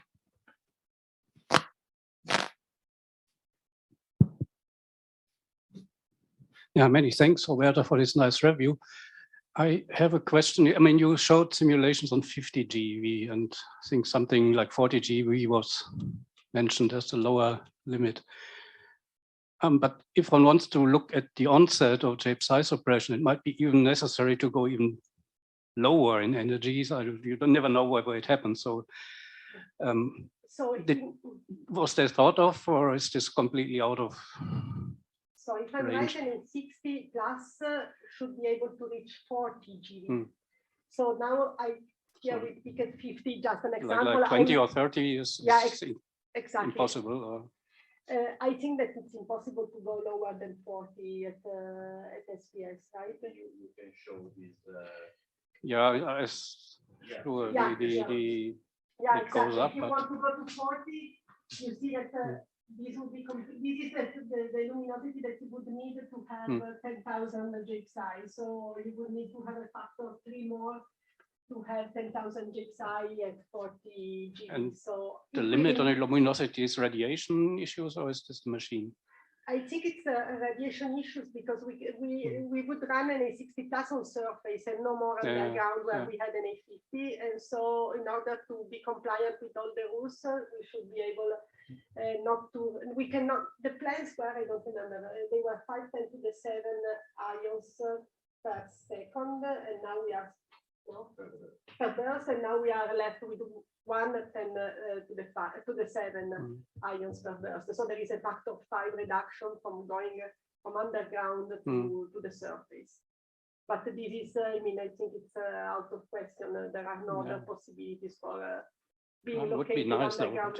think about it, maybe. Or we can run longer and ask for Or we longer can beam run time. longer. Okay, so let me Ralph. check. Ralph, in the meanwhile, I invite people outside if they want to ask questions to raise the hand on Zoom. So about the sulfur uranium, you've seen that the psi prime is suppressed, right? We have a very nice dilepton signal from sulfur gold from Ceres, the pioneering access measurement. So there's good evidence that in sulfur uranium you have a medium, right? So I'm wondering what would happen to your nuclear absorption determination if you take out the sulfur uranium data? Nothing, in the sense that now what I remember is that we did several evaluation of the absorption cross-section, including or not the sulfur uranium data. And in the end, having them or not inside was not going to change the slope. It was only going to improve the precision on the 50 reference that we had. So we moved a bit backward and forward in including this data in our reference, but the impact, the real impact in the end was not there. I'm not even sure that in the last version of the reference, the one based on the 158 GeV, we included the 200 GeV. I remember we compared the slope, and the slope were exactly the same, just based on PA or just based on sulfur uranium. I must confess I don't remember if in the end we used the common slope or if we dropped the sulfur uranium. But for sure this was not making any effect. Okay, last chance for questions. Enrico. Maybe just a comment with the numbers that you show on slide 27 on the number of J-psi. This might also, let's say, be enough for a measurement of the polarization of the J-psi. Not sure that, let's say, what one will actually learn. Polarization is for the Charmonia is always a difficult, let's say, observable. Yeah. But yeah, okay. Well, we are around, okay, thank you, the floor is a bit optimistic, but we are around these numbers with the assumption that this could be. I think that, no, okay, we did the polarization measurement in AA, as you know, in the 60s, but this was based on 2 times the statistics. But we were quite differential at the time, so probably. David, you want to ask a quick question? Very quick question. Because then there is talk. Yeah, that's my job. Just on this slide, you have this indium data, and it looks like a dip, these red data. They're very precise data, and you're very proud of them. And can this dip be taken seriously? Is this, for instance, could this be some enhancement after some initial onset of suppression? Difficult to say in the sense that you are right. Here, if you look to this point with the statistical uncertainties and systematic uncertainties, which are also included in these points, there is indeed a difference between the previous and the last point. Now, to understand what this is, really, this is difficult. Maybe what can be pointed out is that all these points should, by the way, move up and down by this 10% uncertainty. But you're right. I think we already discussed this in the past. Yeah, it's really hard to say. What I remember at the time by doing this analysis is that this deep this behavior was stable. I mean, it was not an artifact. There was no way to get rid of it, let's say. But the reason behind it, no idea. Okay, so let's thank Roberta again for the beautiful talk and the discussion. And now we go to David, who will tell us about Quaconium kinetics in hadronic matter. Here.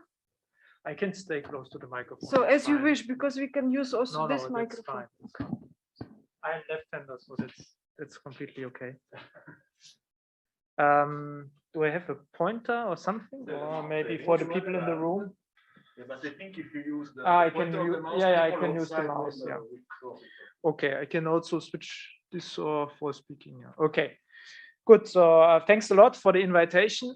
It's a pleasure for me to talk about fixed target mode at the LHC. I must admit that I'm at the moment not directly involved, but I would say that I was in LHCb when we published the first fixed target data.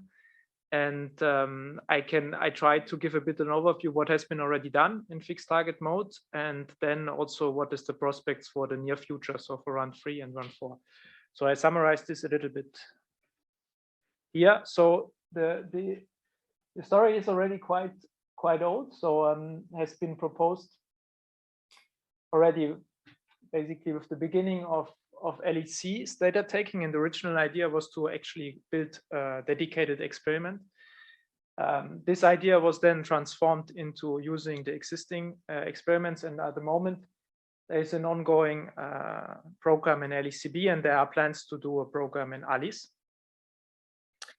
And the other thing is what I said already. So I'm in Saclay, so we are not involved in fixed target, but Orsay and Palaiseau, where maybe the people that are mostly interested into QGP motivated studies of fixed target LHC are located, is very close. And we discussed already quite often this. I will try to give an introduction and the status of implementation references. I will try to give an overview of what is ongoing, so I will not be very extensive on the motivation. If we want, we can discuss on physics questions that we could address. I must admit that I think there's a lot of things that maybe have also not been thought of that could be possible. So as an introduction, first a bit the kinematics. So if you see, this is the plot where you have the square root, where you have the center of mass energy per nucleon-nucleon pair, and here you have the rapidity in the nucleon-nucleon center of mass frame. And here these are lines for forward spectrometer at collider mode. So this is top PP energy. This is what we have in PLED. This is what we have in LED-P. This is pseudo rapidity 2 to 5, which is the nominal acceptance of LHCb, but we will talk about ALICE later. It's just to give you an orientation. So this is for collider, this is forward. And if you have a target at the nominal interaction point, this becomes basically a mid rapidity to backward rapidity detector. So the part of the spectrometer that is most forward, so actually close to the forward acceptance edge, becomes mid rapidity, and the part that becomes that is closest at collider mode to mid rapidity becomes backward rapidity. So the ALICE central barrel is somewhat here. And then we end up for LED beam at collision energy of 72 square root S per nucleon-nucleon pair, and for top PP energy, what we took was 115 square root S per nucleon-nucleon pair. So this is not high mu B at mid rapidity, but of course we have overlapping physics interests. And there are also physics motivations put forward related to hadron structure and to astroparticle physics. I would actually say that within the current projects, the hadron structure community is maybe the strongest, because they're also thinking about installing a polarized target. And but there is also a strong component which are interested in QGP-related studies, in particular with heavy flavor. So I have just one slide to motivate. I mean, we can also brainstorm on other things. So what I wanted to put forward is that in principle, we will come to the actual then implementation and numbers of the luminosities. You can have a fixed target system which is compatible with collider mode operation in this experiment, which can allow for large luminosities. And this can open up very precise heavy flavor measurements, including open charm. And here, for instance, you see even measurements, ideas to measure epsilon with a LHCb-like setup in proton xenon and lead xenon. I mean, these luminosities are very large, but they are not completely out of mind. So, I mean, this is just to give you maybe a very forward-thinking motivation. For charm, we are sitting at an energy which is maybe is comparable with the plots that have been shown in the open heavy flavor sector, where we have seen this discussion related to if pre-equilibrium physics may play a role here. So this was basically one of the highest energy points of the beam energy scan. And what is interesting as well is that having this backroad rapidity, actually, we're getting, if we go away from mid rapidity, we cover also region that gets closer, quite close to the beam. So you have, in principle, something like 3 units of rapidity, or if you measure in the central barrel of Alice, we get at the kinematic edge of D-meson production, for example, of charm production, or you may do also interesting things. We can exchange the target. We will come to the practical limitations depending on the target type of which type of experiment, and about the rapidity lever arm I talked about. So I will talk now mainly about this, what I know well, and where I also participated in the publication. And so we have been data takings in LECB from 2015 to 2018. There have been 2 PLLs published. There are other analyses ongoing that go in a similar direction on the other targets. So one is antiproton production in proton helium, which had an astroparticle context. I have backup slides on this measurement if you are interested. And I will cover here the charm production measurement just to give an idea of the potential in LECB. So just to give a bit more detail on the detector. So this is a forward spectrometer which has a fixed target geometry, which is fully equipped, however, which is of course built for PP collisions. So the granularity is not at the moment at least designed for taking central heavy ion collisions. However, and this is particularly true for the setup in run 2. However, there are upgrades planned for more and more granularity. And it is equipped with a silicon vertex detector that comes close to the beam by up to ½ centimeter, and has very good secondary vertexing resolutions. And then you have particle identification devices like 2 ridge detectors for pion-kaon separation, and also at higher momentum able to do proton identification. And you have electromagnetic calorimetry and a muon system. And one nice feature is actually that the trigger is very flexible, and that the input rate of the high-level trigger was 1 megahertz in run 2, which for this kind of data taking meant that we could basically inspect minimum bias interactions. So the origin of the LECB gas target was to improve the measurement of the luminosity. So this is a system that just injects gas, which gets to a pressure which is about 2 orders of magnitude higher than the pressure that is anyhow in the beam vacuum of the LHC. And what you see here is just a zoom. This is not to scale, but you see is all the reconstructed vertices of the 2 beams come in. And like this, you can do with these vertices a quite nice picture of the beam profile.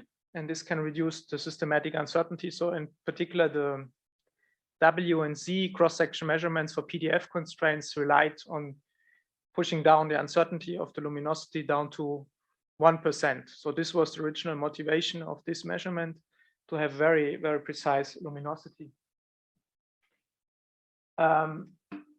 Here's just a picture that you have an idea of this. So you have here the beam direction in millimeter. You have the collisions, the PP collisions here around 0 at the nominal interaction point, and then you have all kind of gas beam interactions stretched along Z, because there's no special device. So you have basically interaction. So this gas pressure is more or less flat around, let's say, nearly 1 meter around the nominal interaction point, and decreases then slowly towards forward and backward. And yeah, you see that here you can measure them shape psi in these PP collisions and in the fixed target collisions.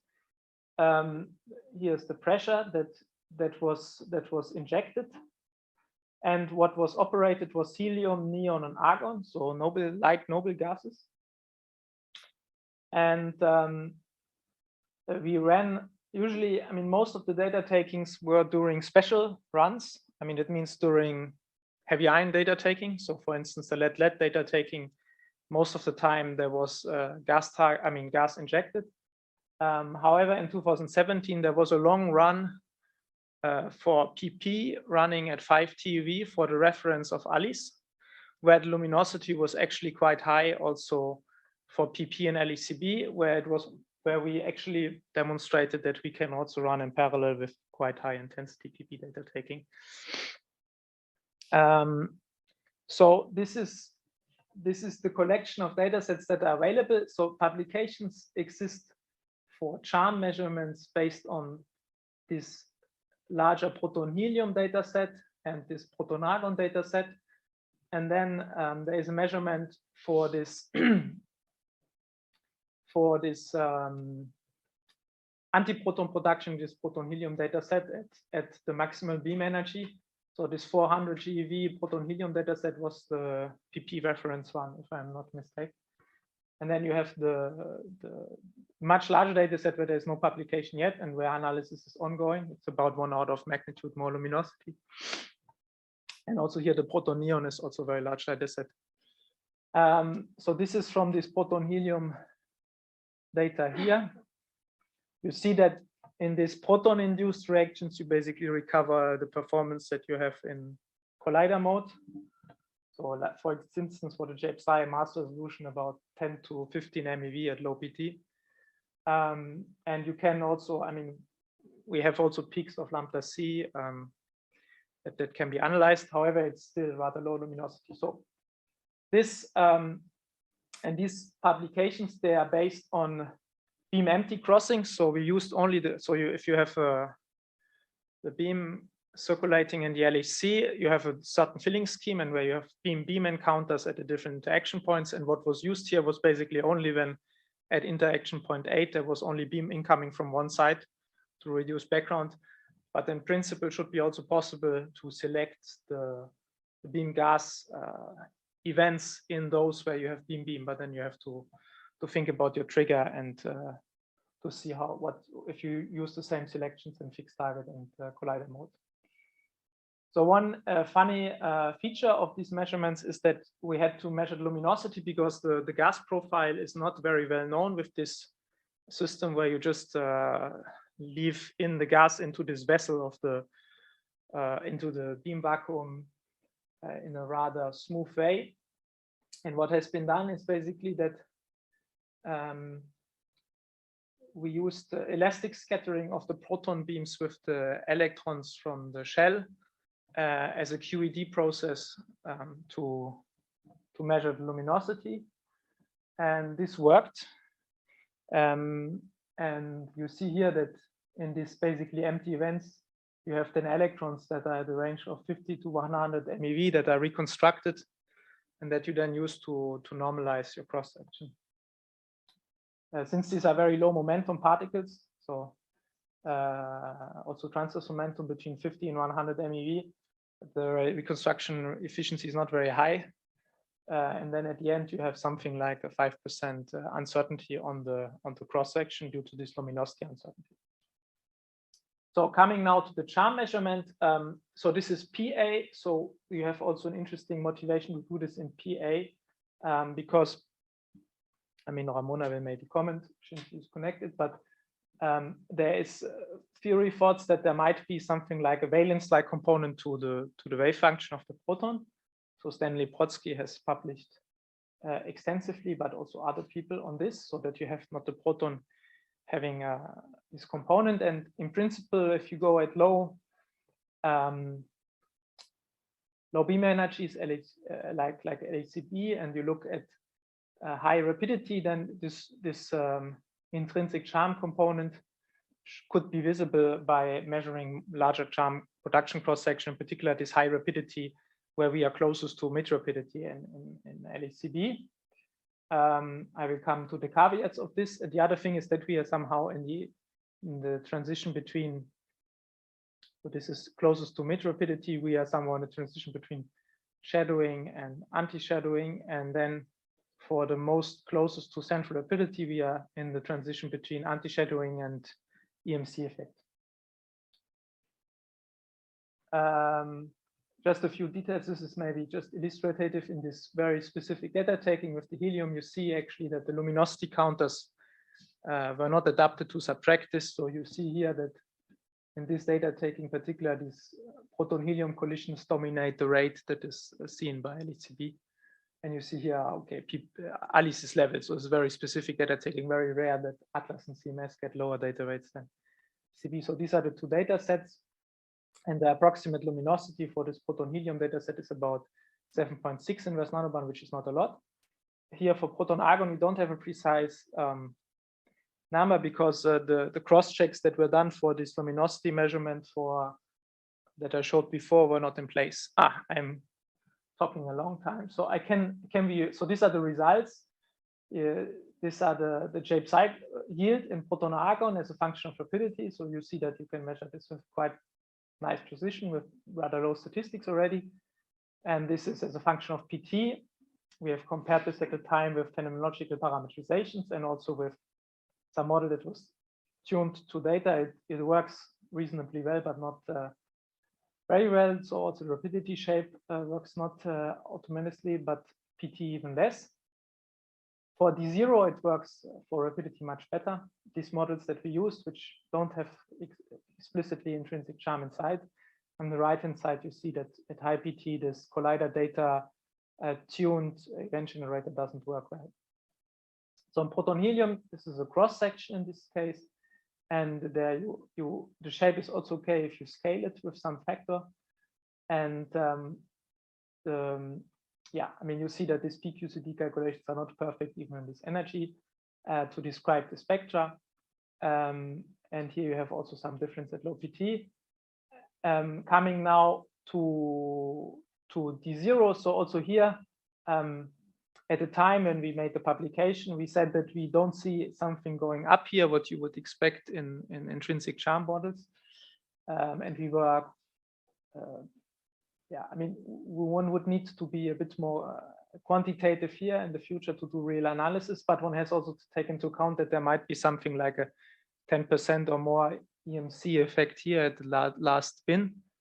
And the problem is also that this low PT measurement, it would be nice if you want to do for intrinsic charm to look into this spin PT differential and to look at high PT to push even higher in X, and also to get lower uncertainties from factorization scale uncertainty so that these PQCD calculations get a bit more robust. I just want to mention in this context, there has recently been a Z plus charm analysis by LHCb where they find that the PDF used for the cross-section calculation that contains some intrinsic charm component is better describing the data than without. So if you go at high scales, where PQCD might work better due to smaller uncertainties of scale variation, this seems to be better in agreement, but its uncertainties are still quite sizable.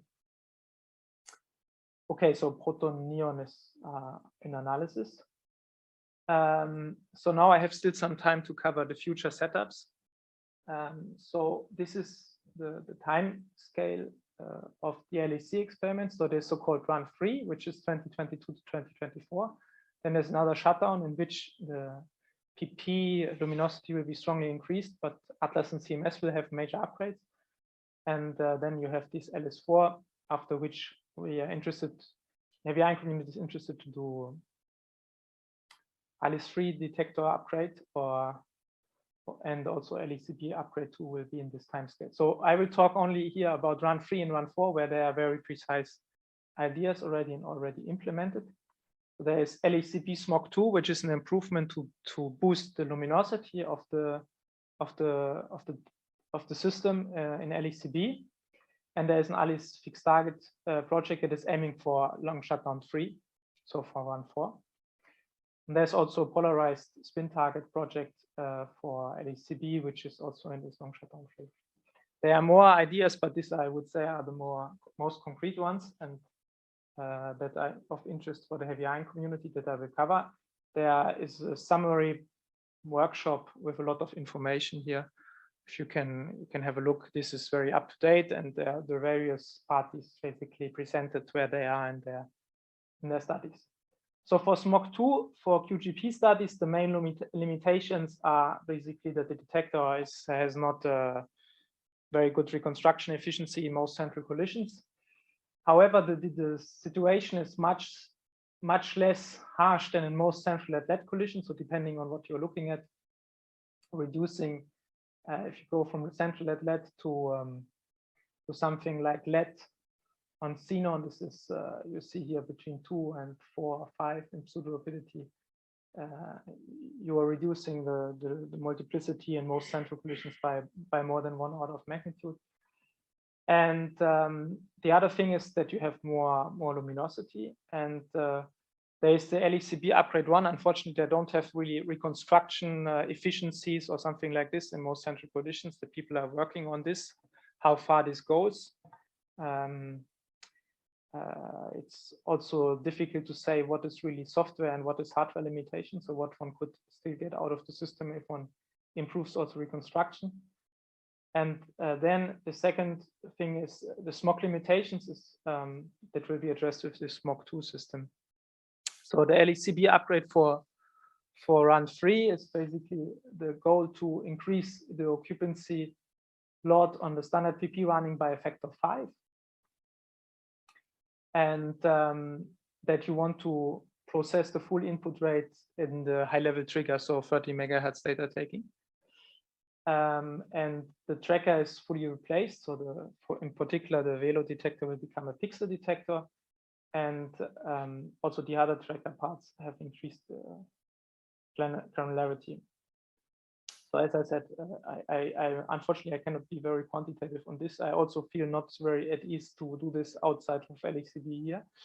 But I think that this will get the performance that you will get in LED neon or LED xenon or something like this will be much improved. The SMOC2 setup is a storage gas cell where you inject gas here, and then you will get some kind of triangular gas profile. The idea is not only to use the noble gases that are approved to be used, but also to run Proton, to have proton-proton reference, deuteron, and also heavier gases. There are different limitations to this that are under study. I would say that this krypton and xenon at the end of the data taking should be feasible, because then you could, before the long shutdown, then if this can be done in a standard run here is a different question, I would say. And this for the Proton, this will have to be seen. So this device is already installed. And sorry that it's a bit small, but the areal density increases by between factor 10 and 35. But by the fact that this is, okay, I didn't explain, it's displaced from the interaction point by about 40 centimeter. By this fact, it's also easier to operate, let's say, to take data at the same time, because if you have the tracks that come from this interaction point, it's clear that they will come from fixed target events. And the load of multiplicity compared to the collider events is basically negligible. And if you run a significant fraction of the data taking PP, you can accumulate very large statistics. And also for the LED induced beams, if you look at this number, so you are already in the same order of magnitude for this LED argon taking than what you have seen for this upsilon data taking. So this one has to see what will be actually operationally possible. I think this is a rather optimistic scheme, which you find in this public note. What will be exactly possible, I think, will needs to be proven. So this is just to see the interaction point will be then basically 40 centimeter in front of the nominal beam interaction point. And the pileup is for PP running is, and the load on the HLT is rather small. So in principle should be possible to run both in heavy ions anyhow, because the mu values are small for both systems. Okay, so for Ali, so now I have still some time. So in maybe I move the mouse. So this green area is LECB. So this is the top PP and P-induced reactions and energy, and this is the top lead-induced reactions, and these curves are just displaced for better visibility.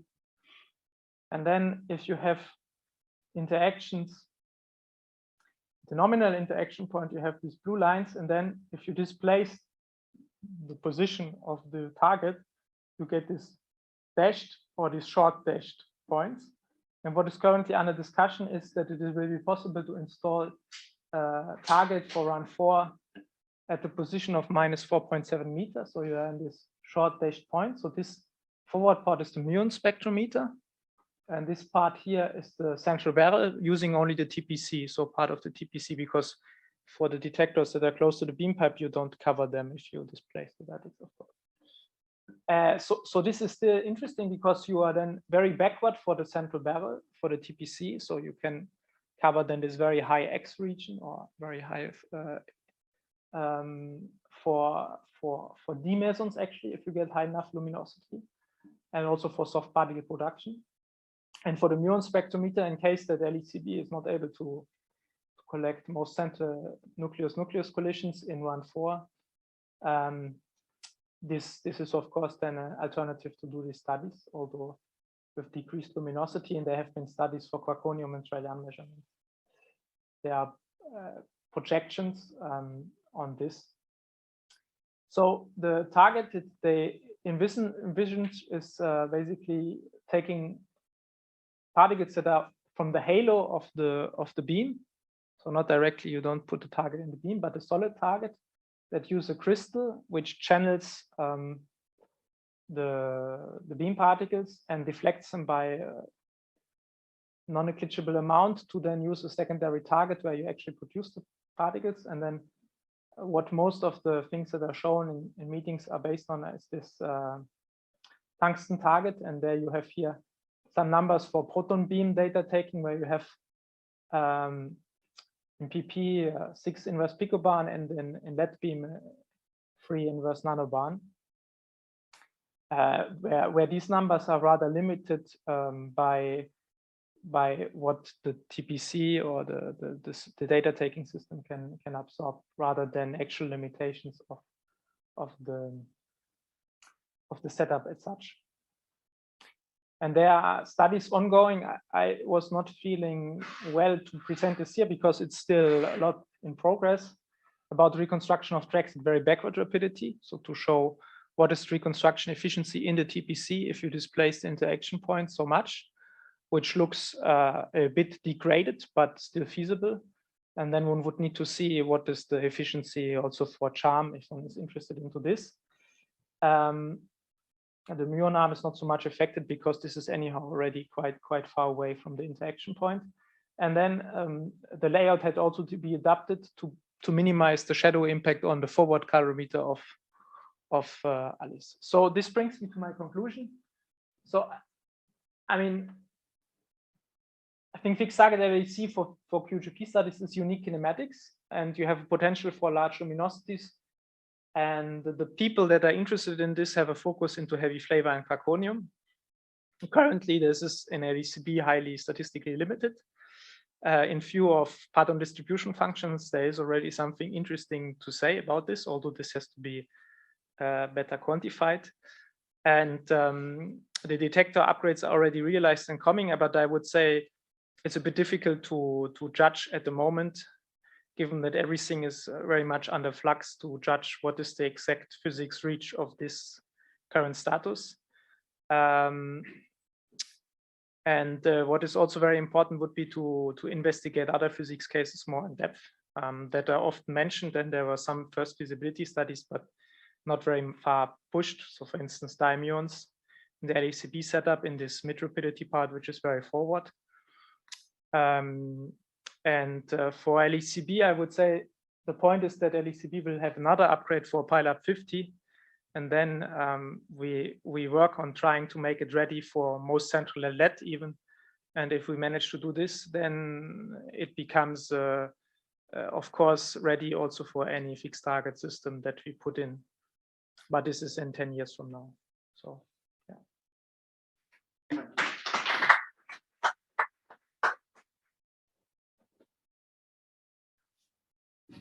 Thank you, Michael, also for accepting to anticipate your talk by 30 minutes. And questions? Maybe I start asking one. So you have shown for this intrinsic charm story that it could be beneficial to try to do a PT differential analysis in the being at minus 2 point something in this rapidity. So what limited this is now the statistics or is manpower or both? I think you could start to do it, but I mean statistically you don't get very far. I mean it's clear. I think in the proton neon data there is the idea to do it. I have not yet, I mean, since I'm no longer at ECB collaboration, but at the time, Proton Neon, we had about a factor 10 more statistics. Okay. And there it should be easier and to do it not only for D, but also with lambda C. So then what they exactly will include into the paper, I don't know. They also were thinking of doing asymmetry measurements of D0, D0 bar, which could be also interesting because there are also predictions that this is quite different, which would be also in view of patronization modification. Okay, because the point of IPT is to beat a bit, to reduce a bit the uncertainty on the PQCD calculation, or also to go in a kinematic region where you pump up this intrinsic charge. Well, I mean, because in the two cases, if you aim at reducing the uncertainties, you may not need to go to very high PT. Yeah, I mean, the first point is that this for these PQCD calculations that are done for charm, it depends very much what you dial in as a factorization at a factorization scale, what you get. In principle, even for low PT, we sit right on top of this bump, but for the edge, because this last bin should, so this is in the lab frame. I think this should be then more or less in the middle of the bin. So you even get a little bit out of it, but then it depends which mu you take to evaluate this. Yeah. Okay. Other questions from the room? It seems we don't have questions from the outside. No, we have Enrico. It's maybe more a curiosity on the slide 4. You report these studies on the dependence of the baryochemical potential on the rapidity. Is this some kind of accepted fact? It's simply a matter of kinematics, because the effect is not negligible if one looks at the numbers. So yes,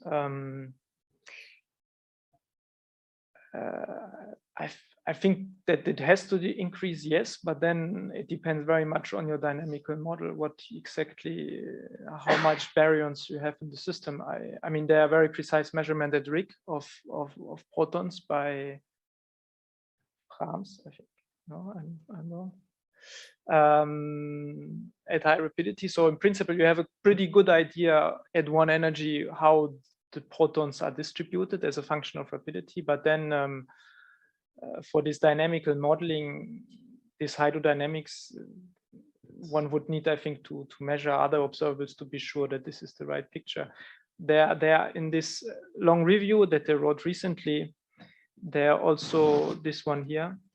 There are also studies by Vovchenko on statistical model approach on fixing mu b at different rapidities and basically mapping then the different rapidity into the same phase diagram and trying to make a correspondence of a different rapidity to lower beam energies, basically.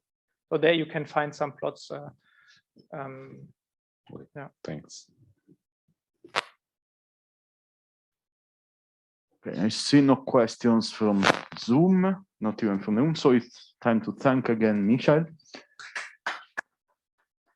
We do an attempt with the slides of David. Okay, so now we can learn about the Quaconium transport in hadronic matter. Yes, we have them.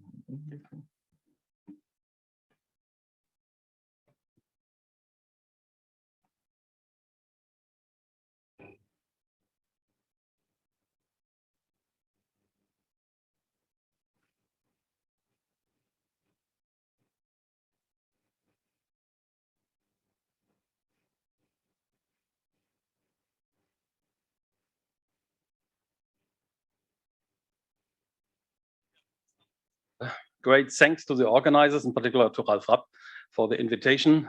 It was an invitation which I could not reject. I would like, instead of an introduction, give a few personal remarks on what is mod transition and my relation to the mod transition and to deconfinement. And then I will introduce to you the topic of bound and continuum states in strongly correlated plasmas, which is the background for my education, which I then applied to the case of strong interactions and Quaconia in a plasma, strongly correlated plasmas. And this brings me then to the application for a kinetic equation, a quantum kinetic equation. And finally, because this is a workshop on high density matter, I would like to make a few remarks, if time allows, for the relationship between heavy ion collisions at high baryon densities and neutron stars. Probably this will switch.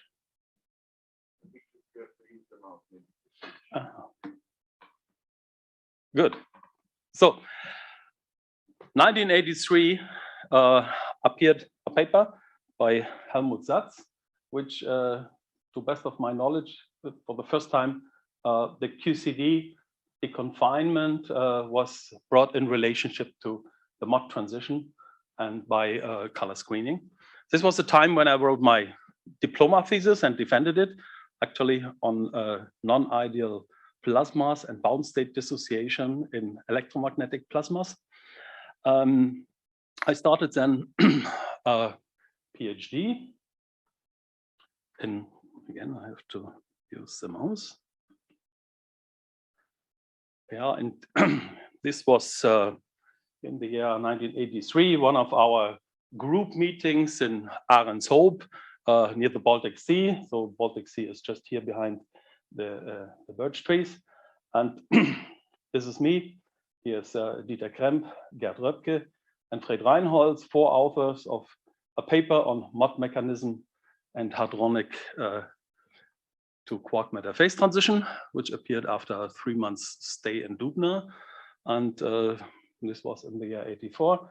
And here in the middle is Hartmut Schulz. He played some role in my early education. Also, he was a messenger to the physics, nuclear physics in the Western world. And through him, I heard about the works from Matsui and Satz, which appeared, and we all know, in 1986. 1986, I was confined twice, not only behind the Berlin Wall. I was under stronger confinement in the National People's Army of GDR. So therefore, my topic of mod dissociation, I could not reply immediately to this work. I had to be released in 1987. So we immediately then, when I was deconfined from the army, I wrote a paper with Gerd Röpke and Hartmut Schulz. This is a picture from a few years later about the mod dissociation transition. And also already in that paper, we gave a kinetic interpretation of the effect of bound state dissociation. By that time, there were first data of the Na38 collaboration around, and here this is the proceedings of the Quark Matter Conference 1987 in Germany. And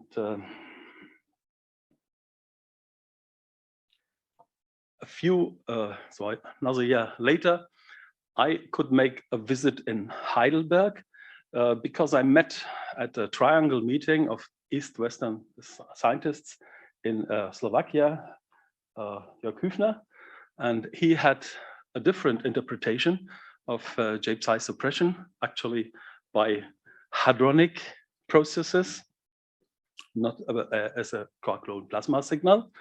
And here you see him with Jörg Eichelin and Klaus Werner, who were his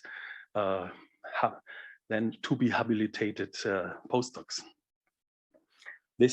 When I returned from that visit in 1989, on 7th of November, then soon the wall broke up. And a few days later, I made a visit here. Here is the Berlin Wall from the western side. About here was a hole where one could pass through. Again, here's Hartmut Schulz, Gerd Röpke, myself. This was my next experience of the confinement. And I used then this new freedom to visit CERN in January 1990. And you see here Jon Knoll, Hartmut Schulz, Helmut Satz, Uli Heinz in front of CERN. And actually, we used the chance to visit NE38. It's a little bit blurred picture, Jon Knoll, myself, Hartmut Schulz. So I could really, so to say, touch and have first-hand experience with this famous experiment which I described. So let's come now to our topic. This is the phase diagram, and we have very intense investigations of the high temperature phase of this crossover transition, which is probed at RHIC and LHC, and also studied very much in detail in lattice QCD simulations. Our aim is to go to higher baryon densities, closer to the situation where neutron star mergers, supernovas, and neutron stars live in the phase diagram. And here the future facilities are named, among them FAIR, also SPS Nika, and eventually in Japan. However, there is a green line here, and probably, or almost sure, in those experiments, we will not be able to probe the transition at the very low temperatures. Here we are bound exclusively to astrophysical experiments or observations. And the question is, will we ever have the chance to explore a critical endpoint in this phase diagram by heavy ion collision experiments? When we lower the energy further, maybe we might not reach this phase border. Here is an indication that there are strong correlations at low temperatures. Actually, quark pairs, diquarks are bosons. They can condense and form the color superconducting state. And there's a hypothesis that this transition may be a crossover, not a first order transition. We will come back to this in a moment. Oops, again, I have to switch here. Yeah, so what is the picture which we have in mind when we now want to explore such dense matter at the hadron to quark matter phase transition with rare probes? Here I have thrown in a heavy quark antiquark pair, think of charm, anti-charm, into a mesonic environment with quark antiquark states, can be pions, chromosons, something like this. And in the dense environment, what shall happen is that the stringy correlations between quarks and antiquarks may flip. And here we have an open charm meson formed.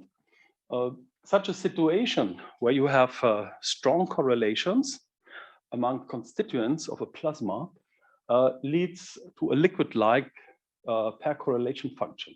So here's a sketch, and actually you can read more in these papers about this possible relationship with the case of QED plasmas. Unfortunately, in QCD plasmas, this aspect of the transition and this very relationship between liquid theory, so charged liquids like electrolytes, and the strongly coupled quark-gluon plasma has not yet been made very explicit. There's one Monte Carlo simulation here by Gellman, Shuriak, others. Okay, so now the theoretical description. The two-particle state in a plasma shall be described by a Bethe-Salpeter equation. This Bethe-Salpeter equation for the two-particle Green's function has in matrix notation such a form. Here's an interaction kernel and the full Green's function. One can also write it in the form of a T matrix.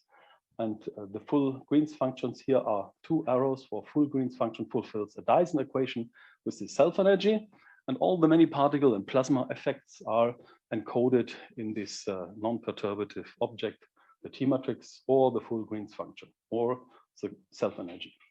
Now, in plasma physics, where I grew up in Rostock, there was a formulation of this reformulation of the Bethe-Salpeter equation in terms of an equivalent Schrodinger equation, a wave equation, which is a bit familiar to people who have heard quantum mechanics.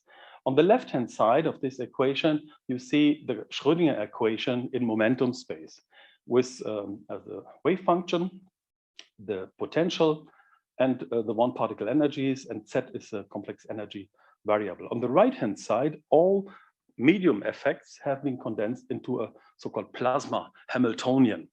This plasma Hamiltonian can be sorted with respect to qualitatively different effects.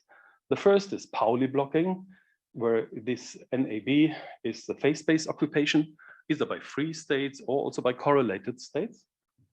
Then we have the exchange self-energy, a dynamically screened potential, and a dynamical self-energy. Now, we can discuss this equation a little bit. I will not go into the very details. We know for the case of an uncorrelated fermionic medium that this Pauli blocking operator is 1 minus F, where F are the Fermi functions of the quarks, for instance. However, this distribution function can be generalized in the case we have correlations, for instance, two-particle correlations described by a Bose function of particles with an energy spectrum described here by center of mass momentum and the energy level n, modulated with the bound state or correlated state wave function. Can be the wave function of a bound or a continuum state. Then one can discuss a little bit more in detail the momentum space distribution of these elements of the plasma Hamiltonian. And then one finds out that there is a large compensation between Pauli blocking effects and the dynamical screened and self-energy effects, and also between dynamical screen potential and dynamical self-energy. So for the bound states, so that the bound states in the plasma are relatively stable. As a picture, one can think that the bound states are very well localized objects, and they don't see as much of changes in the medium. So you can change the density without affecting the bound states. However, a continuum state is rather extended. It will feel much more of changes in the medium. Okay, let us consider one simple example, the example of a screened potential.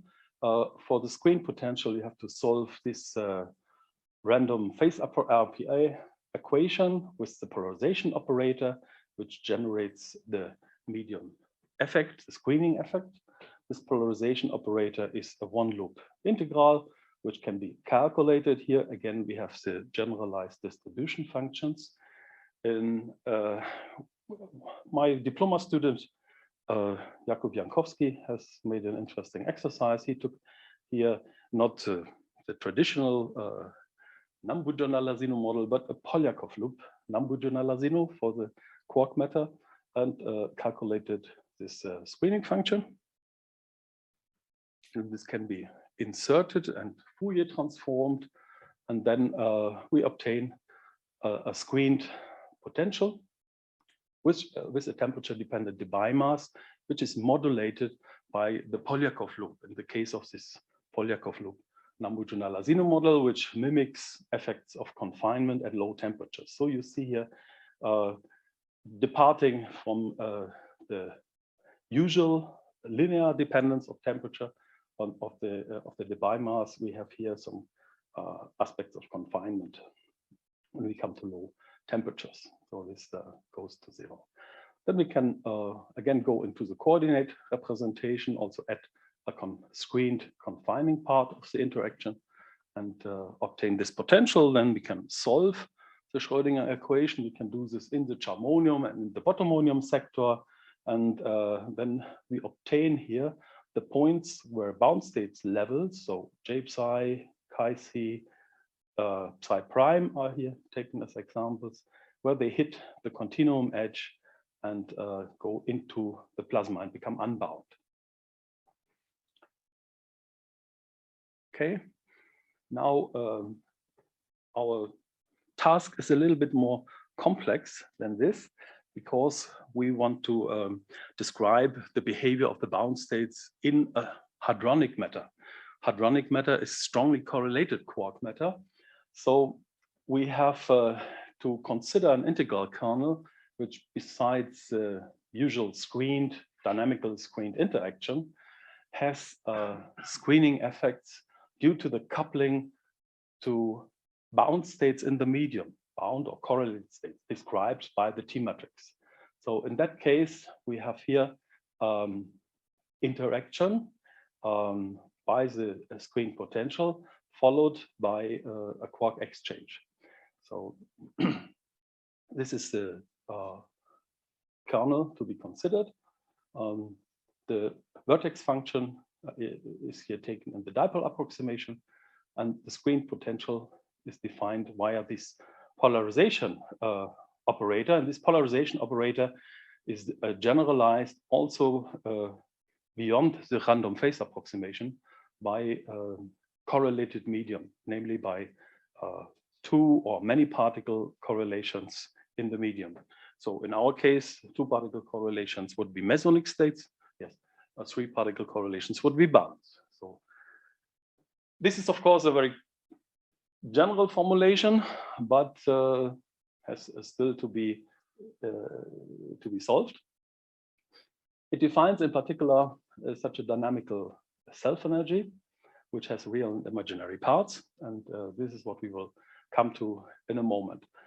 As one example which goes beyond this approximation, I give here the second order Born diagram, where we, in the intermediate state after quark exchange, we can have different bound states. For instance, if we would consider charmonium as incoming state by charm exchange with light hadron from the medium, we would have open charm bound states or correlated states in the intermediate state, and then we would flip back, and then we can close this loop and have a dynamical self-energy, which can develop here also a dynamical pole, which then produces arbitrary strengths.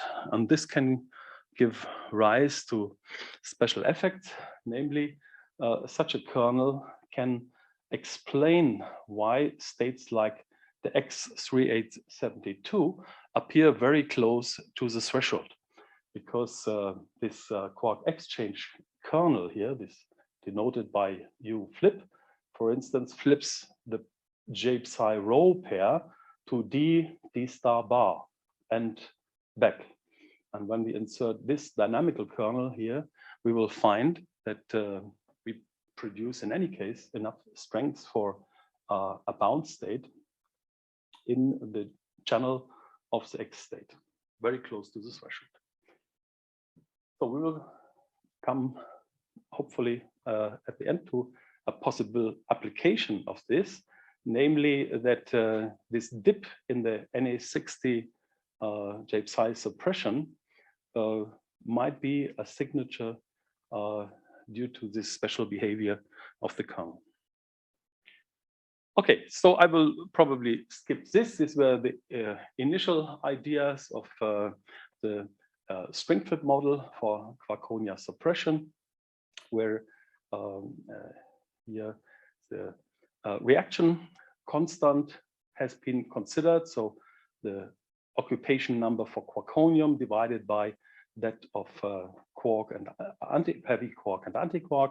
One could replace this also by the yields of D and D bar mesons. And then here we have the corresponding energetic threshold. And then one can write down this reaction coefficient as a function of temperature and see that the first states to dissociate are those which are highest up in the energy. So, and in this way, we explain the sequential suppression of the states. Okay, one can then combine measurements of different states, for instance, of J psi and upsilon prime, which are very close, or J psi and upsilon suppression, and by reduction of the yields by certain numbers, we have here crossings, and we can then estimate simultaneously lifetime and temperature of the plasma and make plasma diagnostics. As we all know, the story is not so easy when charmonium is involved, because there are many effects which contribute to the J psi suppression, but the upsilon, the botomonium suppression seems to nicely confirm this picture of the sequential suppression, as we see here from the CMS data, by where we have 3 states, and when we increase centrality, they sequentially melt. Okay, so the treatment of the bound states in the plasma requires the in-medium interaction. So for the high temperature case, it can be taken from lattice QCD simulations.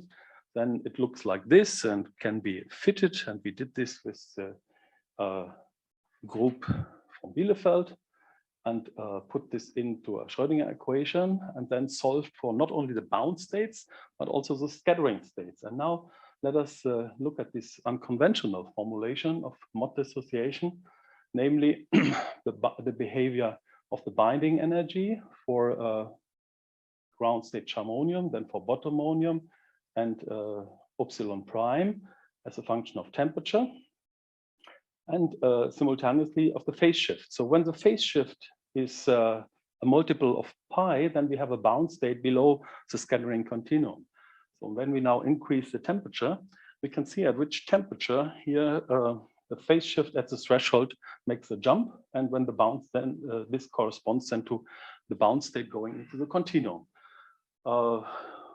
Then still after this jump, there is a steep rise, which is a strong correlation or a resonance just near to the threshold. In the case of botomonium here, we see we start with 2 pi because we have 2 bound states below the continuum, and then we increase the temperature. Then first we jump to pi and then to 0 at the threshold. So then, yeah, and with this we can identify the mod temperatures. So the picture which we should have of the phase diagram is that wherever this line of a transition to the quark-gluon plasma is, there should be strong correlations near it. And the higher in mu B we are, the more baryon-like these correlations are. And yeah, so one can now give further examples for this mod transition in the Lambo-Gennaro model, for instance. But here I would like just to show a diagram, which we have already shown before in the systematic approach, namely with this quark exchange kernel. And the elements which go in are the Green's functions of the Quaconium, the open heavy quark, and the light quark bound states. Then in the Kadamov-Beim formalism, we can give the lifetime or the width of the corresponding state here by these retarded and advanced self-energies. The matrix element is practically the T matrix squared again. And here we have the G greater and G smaller Green's functions, which are related to the distribution function and the spectral function. When we insert here this approximation that we have a low density of charm in the medium, then this formula for the inverse lifetime reduces to this one here. This is involved spectral functions. So we need the spectral functions for pions and d mesons, and we can calculate now the corresponding lifetime of the quaconium in the medium, taking into account the flip and the dissociation to the open charm states. And there's a possibility to do this also with baryonic medium. And here, this is the behavior of the cross section. It has a threshold, strong rise, and then only a finite width in energy because of the wave function overlap, which you need to have this cross section. So the temperature dependence of this cross section looks like this. So here's the energy, S variable, and here's the temperature. At the mod transition, now due to the broadening of the state, we have a lowering of the threshold. And due to this lowering of the threshold, we have a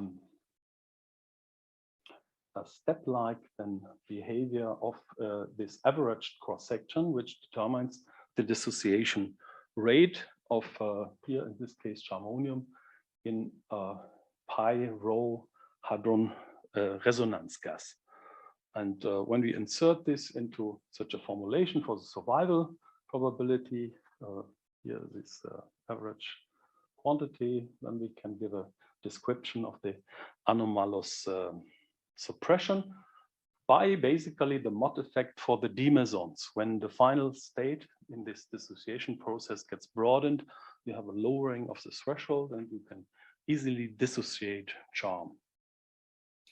Okay, I will not go to the possible relationship to diagrams for flow and for RAA, which we have seen already, applications which are due to Ralph and his group. Here's a short outlook to GSI fair and the baryonic environment.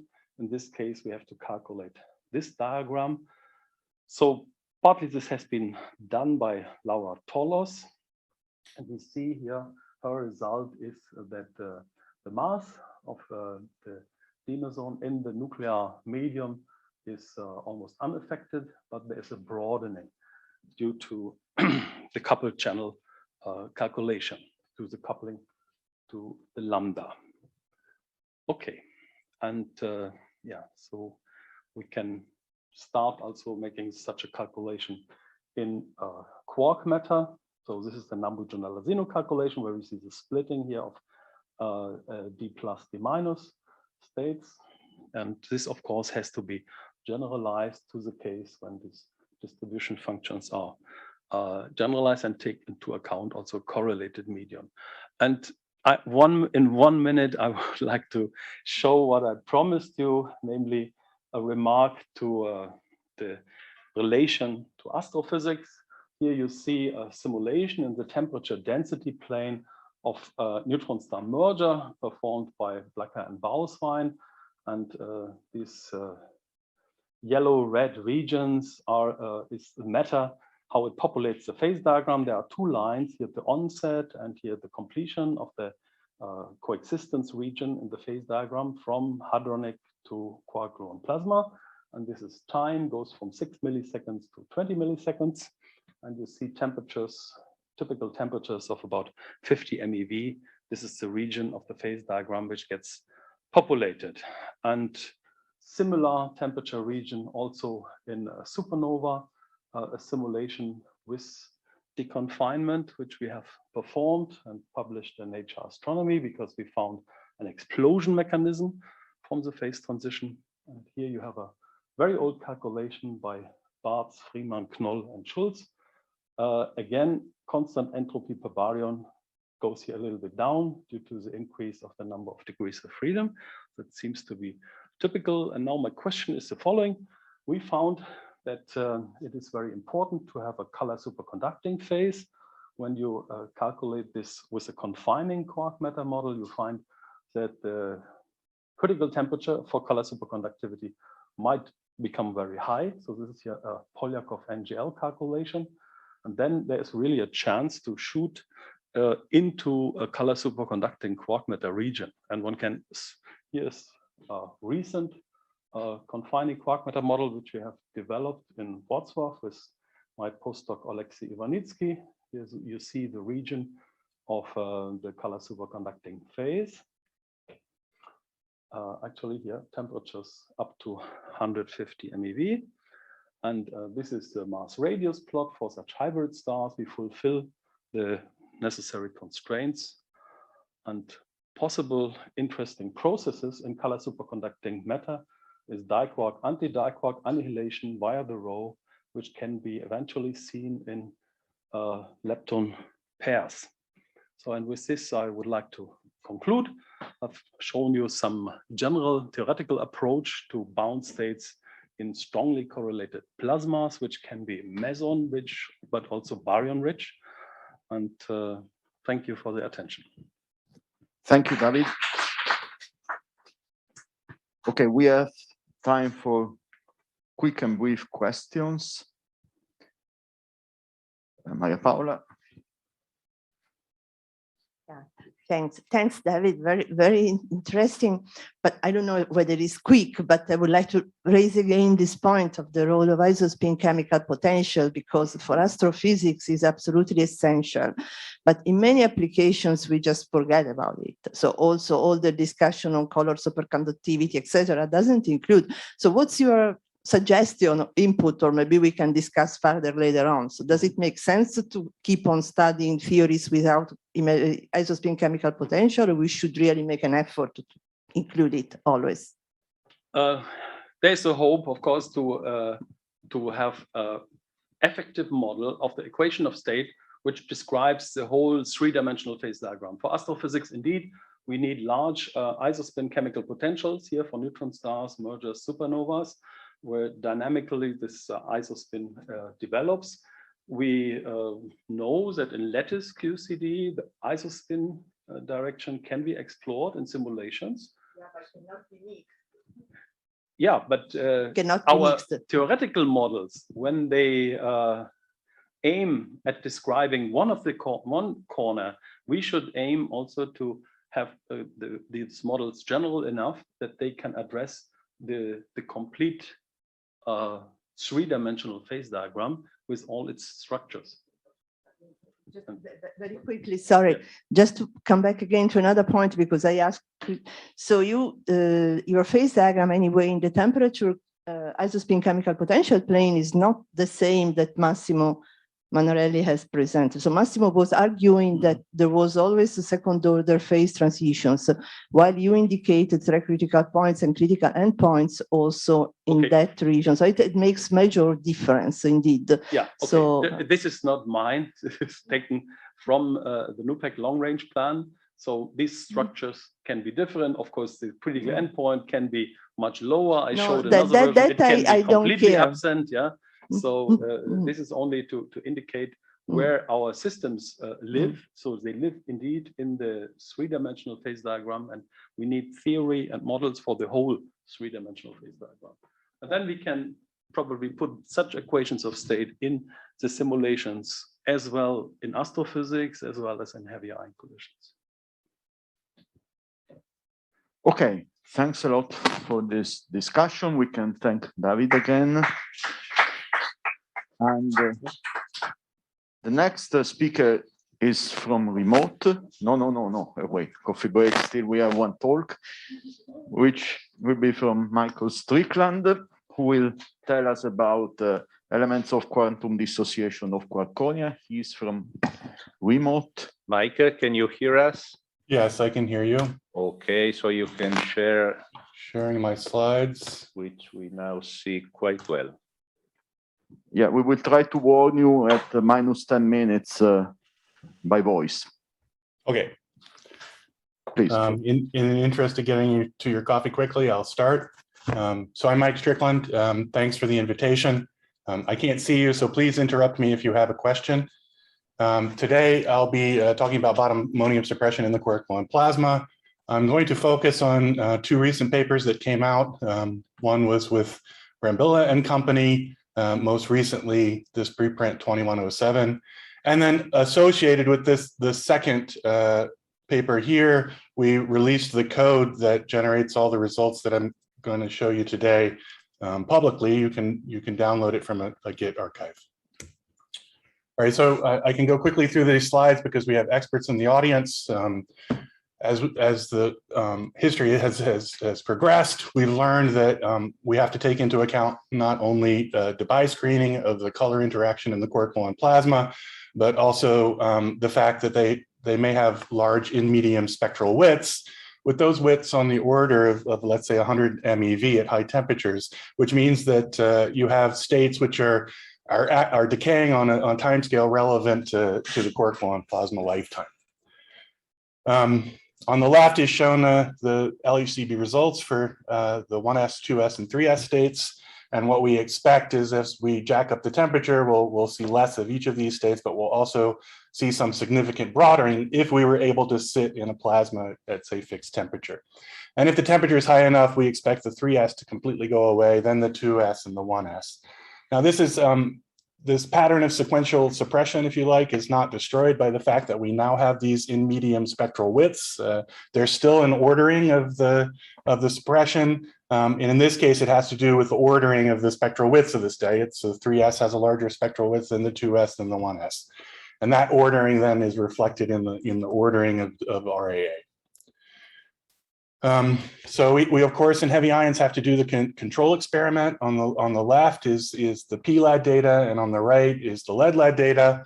And although we can see some signs here of nuclear suppression occurring in PLAD or perhaps comb-overs, the effect that we're seeing in lead is much larger, and at full LHC energies, we'll see almost complete suppression of the 3s. I'm told by CMS now that they're going to be able to even resolve this peak now with increased statistics. The 2s less so suppressed, and the 1s, although suppressed, still surviving the fireball. So how do we want to approach this conceptually? Well, we know that bound state formation and bound state evolution is an intrinsically quantum mechanical problem. We learned this from studies of the hydrogen atom, for example, and at least in the heavy quark mass limit, bottomonium, quaconium states in general start to look like tiny hydrogen atoms. So you absolutely have to use quantum mechanics to describe the time evolution of these things, in particular if the medium properties are changing rapidly with time or something else is happening. So the problem that we have to solve in general is that we have some initial quantum mechanical state, which may be a linear superposition of vacuum eigenstates. And then we have to shoot it through the quercon plasma, which may have some time evolving properties, and then extract on the outgoing side the outgoing wave function, which will have changed, of course, and we'll have some different overlap coefficients, which I called prime on the right-hand side.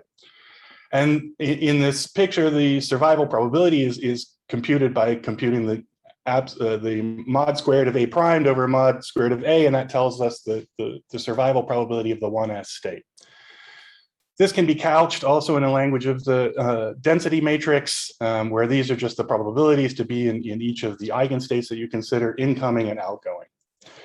Now, one thing that complicates this, although I didn't make it explicit here, in addition to the 1s singlet state, with a thing that's something that has the quantum numbers of the 1s, we also have to include the same state with the same quantum numbers, but in the color octet. So this sum includes sum over singlet and octet states, both in the incoming and the outgoing.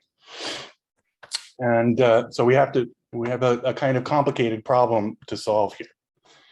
The other complication is that here, if you take into account the coupling between these bound states and the medium, you'll find that the evolution equation that's obeyed by this quantum state is a non-unitary quantum evolution. And this essentially comes from the interference of this quantum wave function with itself when you sum over all possible noise configurations in the quercon plasma. So during their propagation through the quark-gluon plasma, a few things can happen. Of course, we can, because the potentials will be time dependent, because the temperature is time dependent and other things are time dependent, then you can get quantum state mixing, just because these states will no longer be eigenstates of the potential as they fly through the quark-gluon plasma. We can also get pure suppression due to this non-unitary evolution, and that will correspond to kind of complete breakup of the states. But the other thing that can happen is that these states can reform. So again, during this evolution, I could have some feed over into the 2s, perhaps that then feeds back down into the 1s. So we have to take into account all of these possible quantum mechanical processes. So the way we're going to do that in the stuff I'm showing you today is by leveraging this open quantum systems approach, where we define formally, we divide our system into two pieces, a probe piece, which consists of our heavy quaconium state. We're going to work in what I'll call the dilute limit, so I don't have too many heavy quaconium states around as my probe. So in the case of bottomonium, this is reasonable. I can imagine that I just have one BB bar state shooting through, and that will be my quite dilute probe here. And then, but I also have it's surrounded by a medium, of course, and that medium is comprised of the light quarks and gluons. We can take the total Hamiltonian for this system and decompose it into probe and medium contributions. And then, of course, there's some interaction term here. And the devil is in the details in the sense of how you treat this interaction term. What I'm going to show you today is treating this using potential non-relativistic QCD. We're going to assume that the state is weakly coupled to the quark-gluon plasma in some sense, but the medium itself can be strongly coupled. Now, if we want to quantum mechanically evolve this thing, the beast that you want to look at is, in fact, actually the density matrix. And we know how to evolve the density matrix if we consider the entire system, probe plus medium. We simply have a nice commutation relation on the right-hand side that tells us how to evolve the total density matrix. However, if I formally in the path integral integrate out the medium degrees of freedom so that I obtain an effective theory that just describes the probe degrees of freedom here, that's indicated by trace over medium here, there's many different possible places that you can land on the right-hand side. In general, these are called master equations. And there will be a term that looks like the one that you're familiar with, plus some other term, which in the literature is written as calligraphy F. But there are some cases in which this evolution equation simplifies. And the simplification depends on the ordering of various timescales. And in the open quantum system approach, there's these three relevant timescales. One is the medium relaxation time. That tells us how quickly medium operators relax back to their equilibrium values. And typically this is very fast in the quark-gluon plasma, with this time scale set by 1 over the temperature of the plasma itself. Of course, since we have some hydrogen-like bound states, there's also an intrinsic probe time scale, which is related to the level spacing in our spectrum. And then finally, there's the probe relaxation time, which is telling us something about the momentum relaxation of the probe itself. Over what time scale will it change its direction by 90 degrees in the plasma due to scattering. Now, we expect this time scale to be very short in the high temperature quark-gluon plasma, and this time to be very long as we send the mass of the states to infinity. So we can already see that there's going to be a very good time separation between these two. And then if you analyze this time scale in non-relativistic QCD, you'll find that it's also much, much greater than the medium relaxation time scale. So because of this strict ordering of these time scales, that means we can essentially ignore the medium relaxation time dynamics and treat this entire thing as a Markovian process, where from time step to time step, it's completely independent. And in that Markovian limit, you can always write that master equation for the evolution of the reduced density matrix in what's called Lindblad form. And it contains two terms, one which looks familiar, which is a Hermitian probe Hamiltonian with the reduced density matrix for the probe. But then you get these two other terms which involves some things called jump or collapse operators. They're these CNs here. And these CNs are encoding the internal transitions between the various states in our spectrum. These, as I'll show you explicitly, can connect things like singlet and octet states, or L is equal to 0 and L equal to 1 states. And these allow us to describe the internal transitions of the probe as it's going through the quark-gluon plasma. One nice thing about this formalism, once you can get it into Lindblad form, it obeys lots of nice properties. Its trace preserving probabilities are conserved. The probabilities are also positive and nothing. And in general, from this kind of equation, you're going to get a non-unitary evolution, unlike when we considered the total density matrix for the system. Now, the underlying effective theory that we're using for these calculations is this potential non-relativistic QCD. This is obtained from non-relativistic QCD by integrating out the soft scales, and to obtain an effective Lagrangian that's described in terms of the singlet and octet degrees of freedom. Each of these types of states has a different potential. Of course, we have a singlet potential for the singlet states and octet potential for the octet states. The singlet is attractive and the octet is repulsive.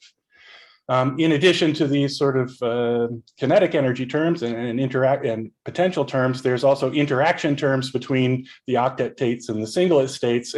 In this case, because the states are very small, these look like just dipole-like interactions, in which I can take a singlet state and absorb a colored gluon and have on the outgoing state an octet state, or I could run it in reverse and do the reverse, or I could have octet-octet transitions. That's the last line here. Now, starting from such an effective Lagrangian, you can then start computing things like self-energies in the quark-gluon plasma, and this is just one figure out of these papers here that I selected. I'm not going to go through the details of how you do it, but the outcome of this calculation is to tell you precisely what these jump operators Cn that are sitting here are. So because we're working in this non-relativistic limit, so I'm going to focus on bottomonium today. The relevant scales are the temperature, the bound state mass, which is much greater than the temperature, the bound state size, which is quite small, and then we have another in medium scale, of course, the Debye screening length, and then the binding energy of the state itself. And the scale hierarchy that we're going to assume is the following one, which is natural for the quark-gluon plasma, that we have small bound states where the temperature is much bigger than the binding energy. So this is essentially the high temperature limit, but we do not make any implicit assumption about the ordering of these two scales. We assume that they can be on the order, the same order. So this is why we call this the strongly coupled QGP, because if there were a strict ordering between these two, that MD was much smaller than T, you would be truly in the high temperature limit, also for the medium evolution. So with this scale hierarchy, you can quickly convince yourself that this time scale hierarchy that I talked about a couple of slides ago holds, and you get this Lindblad equation. So this is the form of the Lindblad equation, and I want, as I said on a couple of slides ago, in general, this is represents a non-unitary quantum evolution, and I wanted to show you how you can get that out of this this simple equation. So the first thing to realize is that these jump operators here are actually encoding the partial decay widths, where n here is labeling a particular decay channel. And if I sum over all possible channels, this gives me the total width for the state in question. And I can see here in the top expression that I have a sum over n of this thing. So this operator, when summed over n here, is nothing but the total width. So I can take this red term and these two red terms and combine them into one term, in which I introduce a now complex term, which is representing the width, and makes this H effective complex, and therefore the evolution will be non-unitary. Of course, we still have this term left over. It comes along for the right, is included here.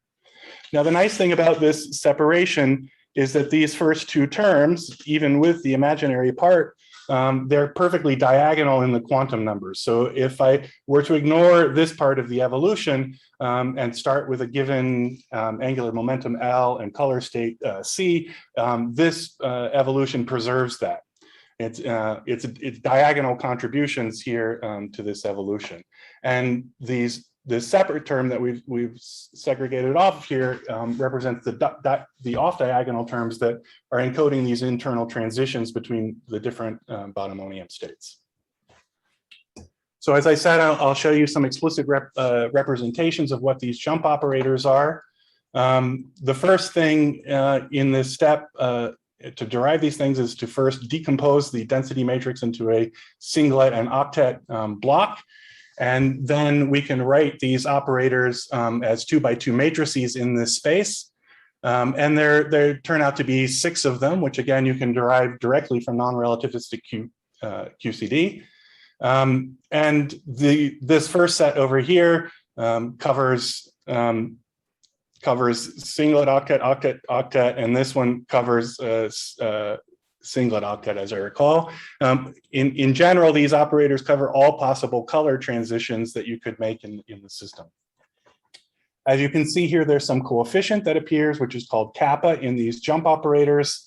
And when we sum over all of these jump operators, it's going to give us, as I said on the previous slide, the total width of the state. In addition to the width, in this PNR-QCD calculation, you also find that there's a modification of the real part of the Hamiltonian, which comes with a different coefficient, which is called gamma here. And this would result in a mass shift of the state. So this is the mass shift of the state, and this is its decay width. Now, these jump operators here, as I said, are governing these internal transitions. So let's say that I started the system in an S-wave state with singlet color configuration. What I do is I can evolve it with this first part, which is non-unitary. And once the norm of the state drops below a certain level, I trigger one of these jump operators, and it will cause me to jump to one of these states over here. In this case, there's only one choice.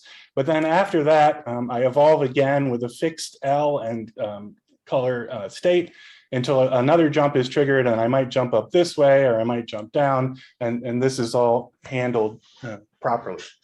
So now we can even handle the case where we have a singlet that goes back up to octet and then later transitions back from octet to singlet, or it could take whatever complicated route through this quantum number space you can imagine. Now these two coefficients, kappa and gamma, well, kappa is a well-known one. It's just the heavy quark diffusion constant. And here it's expressed formally as a time-ordered expectation value of chromoelectric fields. And it's obtained from the real part of that correlator. And the other coefficient that appeared here is gamma, and that's obtained from the imaginary part. So these guys represent a dispersive pair, if you like.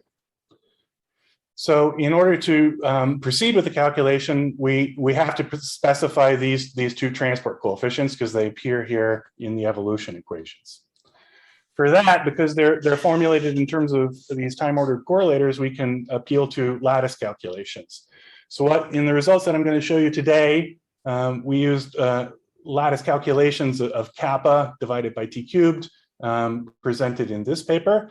The lattice calculations are the black bars here, and the next to leading order PNR-QCD result prediction for this is the orange line here.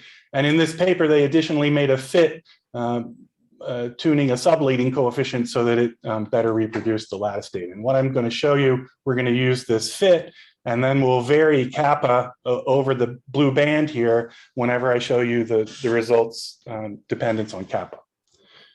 The other thing we need is the shift of the real part of the potential. There are indications from recent lattice measurements of the shift in the bound state masses that this may in fact be very close to zero, but past lattice calculations have indicated that could be as large as minus 3.5.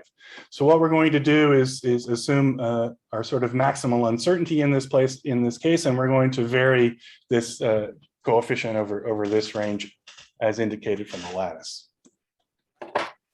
So with those two specified, we can now try to solve this equation. One complication with solving this equation is that the matrices that are involved here can be quite large. So I already described the fact that we need to decompose this into color space. You can also imagine that you might want to decompose this in angular momentum space with some maximum angular momentum L max. And in that case, the dimensionality of the density matrix will be proportional to L max plus 1. And then if we wanted to describe the underlying wave functions, which are sitting inside of the density matrix, we might want to discretize that on a lattice with n sites. And what we find is that we get a matrix that goes like n squared L max to the 1. Now, in practice, because this random walk that we saw over here, it can actually lead to quite large values of L, which correspond to states that are quite large and usually unbound states that are more often than not, I think 8/9 of the case in the octet configuration. We're going to need a quite large box size and a large L max. And by large box size, I mean on the order of 4,000 or so points. And so you quickly start to get matrix sizes here that make this very challenging. The solution to this was to exploit this separation that we made before and treat the second term, which I've labeled here in yellow, stochastically. So I gave you a sort of foreshadowing of this before. Because this guy is diagonal, we can start in a given angular momentum and color state. We evolve the quantum wave function. Because it's non-unitary, the norm will decrease.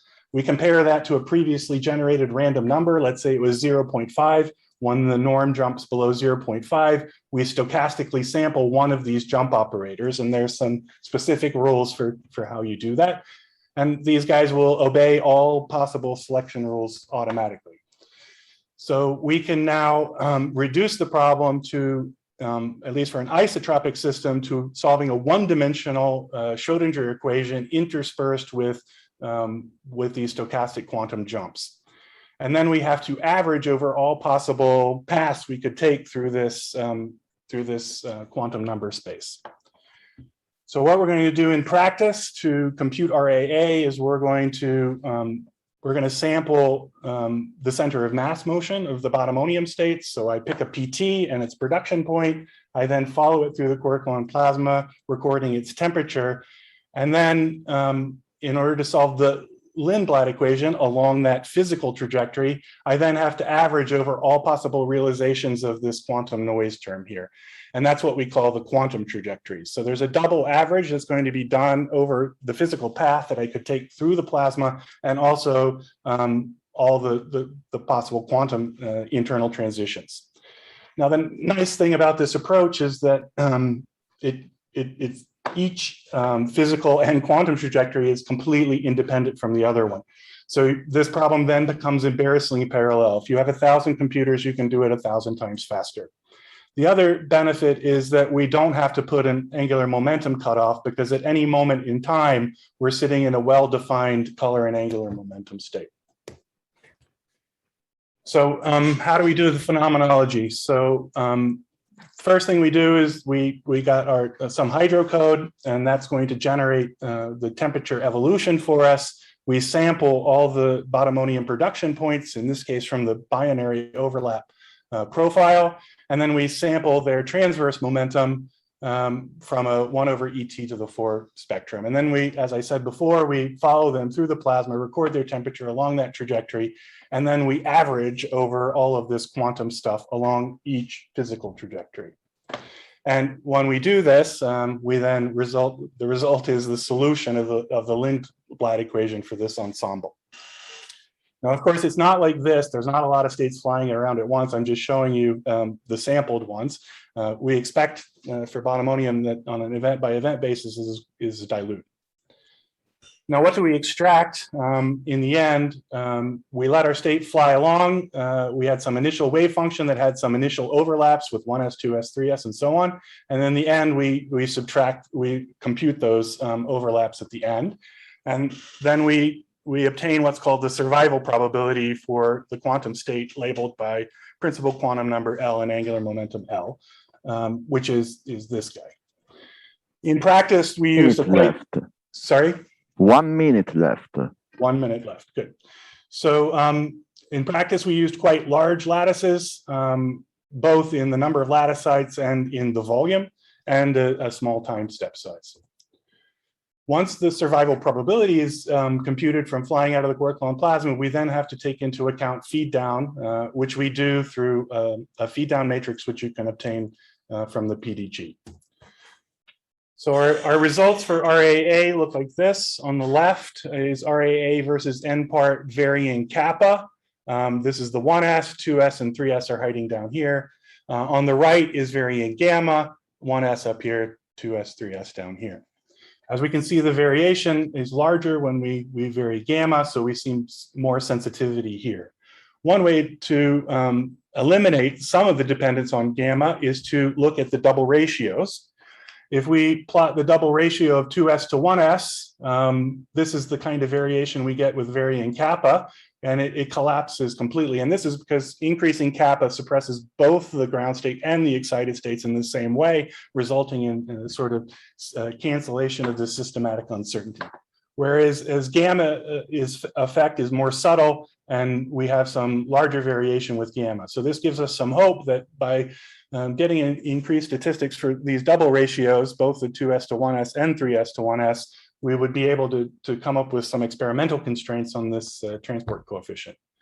We can do these calculations now not only as a function of n part, we can do it as a function of the transverse momentum. Again, 1s, 2s, 3s. Overall, the agreement is good with the data is good. Once again, we see a collapse if we look at these double ratios also as a function of PT.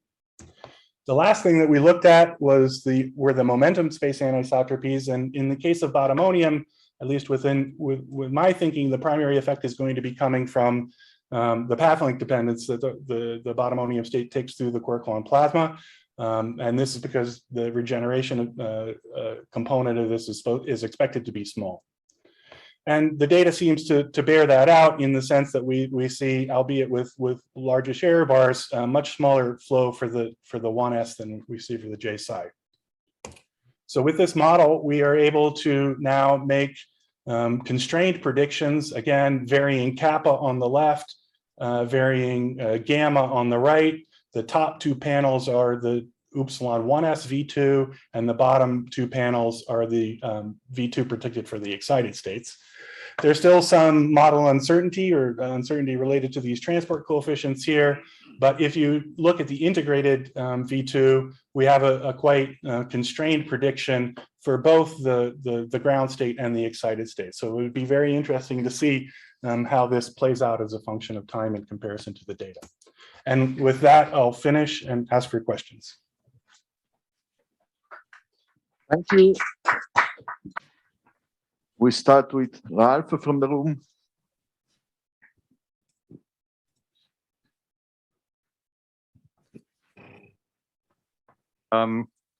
Thanks for the nice talk. Can you hear me? Yeah. Okay, I have two questions, one more principal one and one more practical one. Principal one is related to your first statement one of your first statements where you said that we have to do quantum mechanics to describe this evolution. But, you know, this is a complicated calculation. And if we should ask the question in how far this calculation actually compares to the semi-classical approaches that we have done before, right? Because right, yeah, I agree with you. So I think, and in particular, there was a paper by Jean-Paul Blaiseau and collaborators a while ago, which showed that in fact even a simple rate equation is not it does give a pretty good representation of the evolution of the yields, let's say. Yeah, so I think there's two limits, right? So the limit that we work in is the high temperature limit, where the decay of the state is so on such a short time scale that you would screw it up, I think, if you didn't do it quantum mechanically. Now, in the other limit that the binding energy is much bigger than the temperature, then you can take this semi-classical limit and get rate equations and everything looks great. Now, an open question is how do you transition between these two regions? And that I think that's a topic of research. Okay, so then let me ask you a practical question. If I understood correctly, your binding potential that you use in your approach is Coulomb potential, right? Yes, that's because we're working in the heavy quark limit. It's a Coulomb potential here in H singlet and H octet. Right. Yes, with some small modification due to this. Yes, that's fine. But even maybe you can get reasonably values for relatively large alpha s in the vacuum for the bottom for the 1s, but certainly you cannot describe the 2s and the 3s in terms of Coulomb potential in the vacuum. Or how do you gauge this input? Or do you have that constraint from the vacuum binding? Yeah, it's true, and there's no way to dodge it. As we go up to the excited states, the uncertainty in this model calculation increased, especially if we get up to the 3s. Yeah, modeling it purely as a Coulomb-like potential, we'll have some problems, and I can't quantify that at this moment. Now, there's a separate line of papers that I wrote together with my student Ajarul, where we relax the fact that it's a Coulomb potential and include a modeled real part and a modeled imaginary part. We're unable to do the quantum jumps in that case, but we can do this H effective evolution. And then I would say that through comparing these two things, we can see kind of how big of a mistake we're making on the excited. Okay, thank you very much. Yeah, thank you. We have a question now from Enrico. Hello again, Mike. This is a question, let's say, related to the fact that the topic of the workshop is more, let's say, on the low square root of S. And so the extension to the Charmonium and, let's say, the fact that this approach would continue working and eventually one could get some results also for that particles and for that kinematics. This is something that is of some interest. So I would like to know which is the situation, which could be the situation in that respect. Yeah, so there's two things going on that front. So what with Charmonium, this expansion in the binding energy over the temperature, this turns out to be a number on the order of 1, right? So you have to start seriously taking into account these subleading corrections in that case in the evolution. But that would still only be in the dilute case. So you would have to also derive these evolution equations also in the dense case when you can have lots of these Quaconium states flying around. And at this point in time, I don't myself know how to do that. It's work that's needed, obviously. Now, these E over T corrections might also be important for bottomonium. So we're working heavily on this front. Now, at very low temperatures, as I said, when this is much small, the temperature is much smaller, so that this number is big, then you can use these kind of transport models. And I would say that for the low temperature stuff, probably the most efficient path forward is using the kind of transport approach rather than this. But you can derive these master equations in general. You would have a different starting Lagrangian, of course, but they can be done in hadronic matter, for example. I don't know if it's been done. I don't know of the paper, at least. If it has been done, then somebody can let me know. But again, I think in this limit, because the temperature is much, much less than the binding energy, probably you can get away with a semi-classical treatment. Okay, one last question from the outside by Min. Please, Min. Hello. Go ahead. Yes. Hi, Mike. Thanks for your nice talk. I have a question about the separation of the scales. Actually, this is also related with what Ralph asked concerning the potential. It seems to me you in the PNRQCD formalism that underlies your Lindblad quantum transport, you only have the vacuum Coulomb potential. It's not even screened, right? Yeah, so it's screened through this term. This is, if you like, the leading order expansion of the Debye screening term. the small distance expansion of it. Okay. And concerning the separation of the scales, for example, at the beginning you mentioned the bound state's intrinsic time scale. Yes. To be much larger than the medium intrinsic time scale. Yes. But I think in medium, in vacuum it's true, but in medium, for example, as the potential becomes weaker, the binding energy becomes smaller, and then the intrinsic time scale of the bound states will be longer, right? So that this argument is still hold or not in medium, especially at high temperatures, right? Yeah, that's a good question, right? So here, because this is always referencing the vacuum coolant potential, we can explicitly, say that this scales like 1/e and then establish this. But you're right, if the binding energies start to decrease if they decrease, right, this time scale just gets longer, right? And so this becomes stronger, no? Okay. Another technical thing is concerning the momentum dependence. It seems to me the transport coefficient as inputs in your formalism, for example, that's gamma and kappa, momentum diffusion and relaxation. They don't have momentum dependence, but only has temperature dependence that's calculated from lattice, right? Then that affects your prediction of the momentum dependence of the final approach. Yes, it could. In fact, these things can have momentum dependence, and this is essentially a momentum goes to zero limit of these guys. I think there was an earlier paper by Miguel and company where they looked at the possible momentum dependent broadening.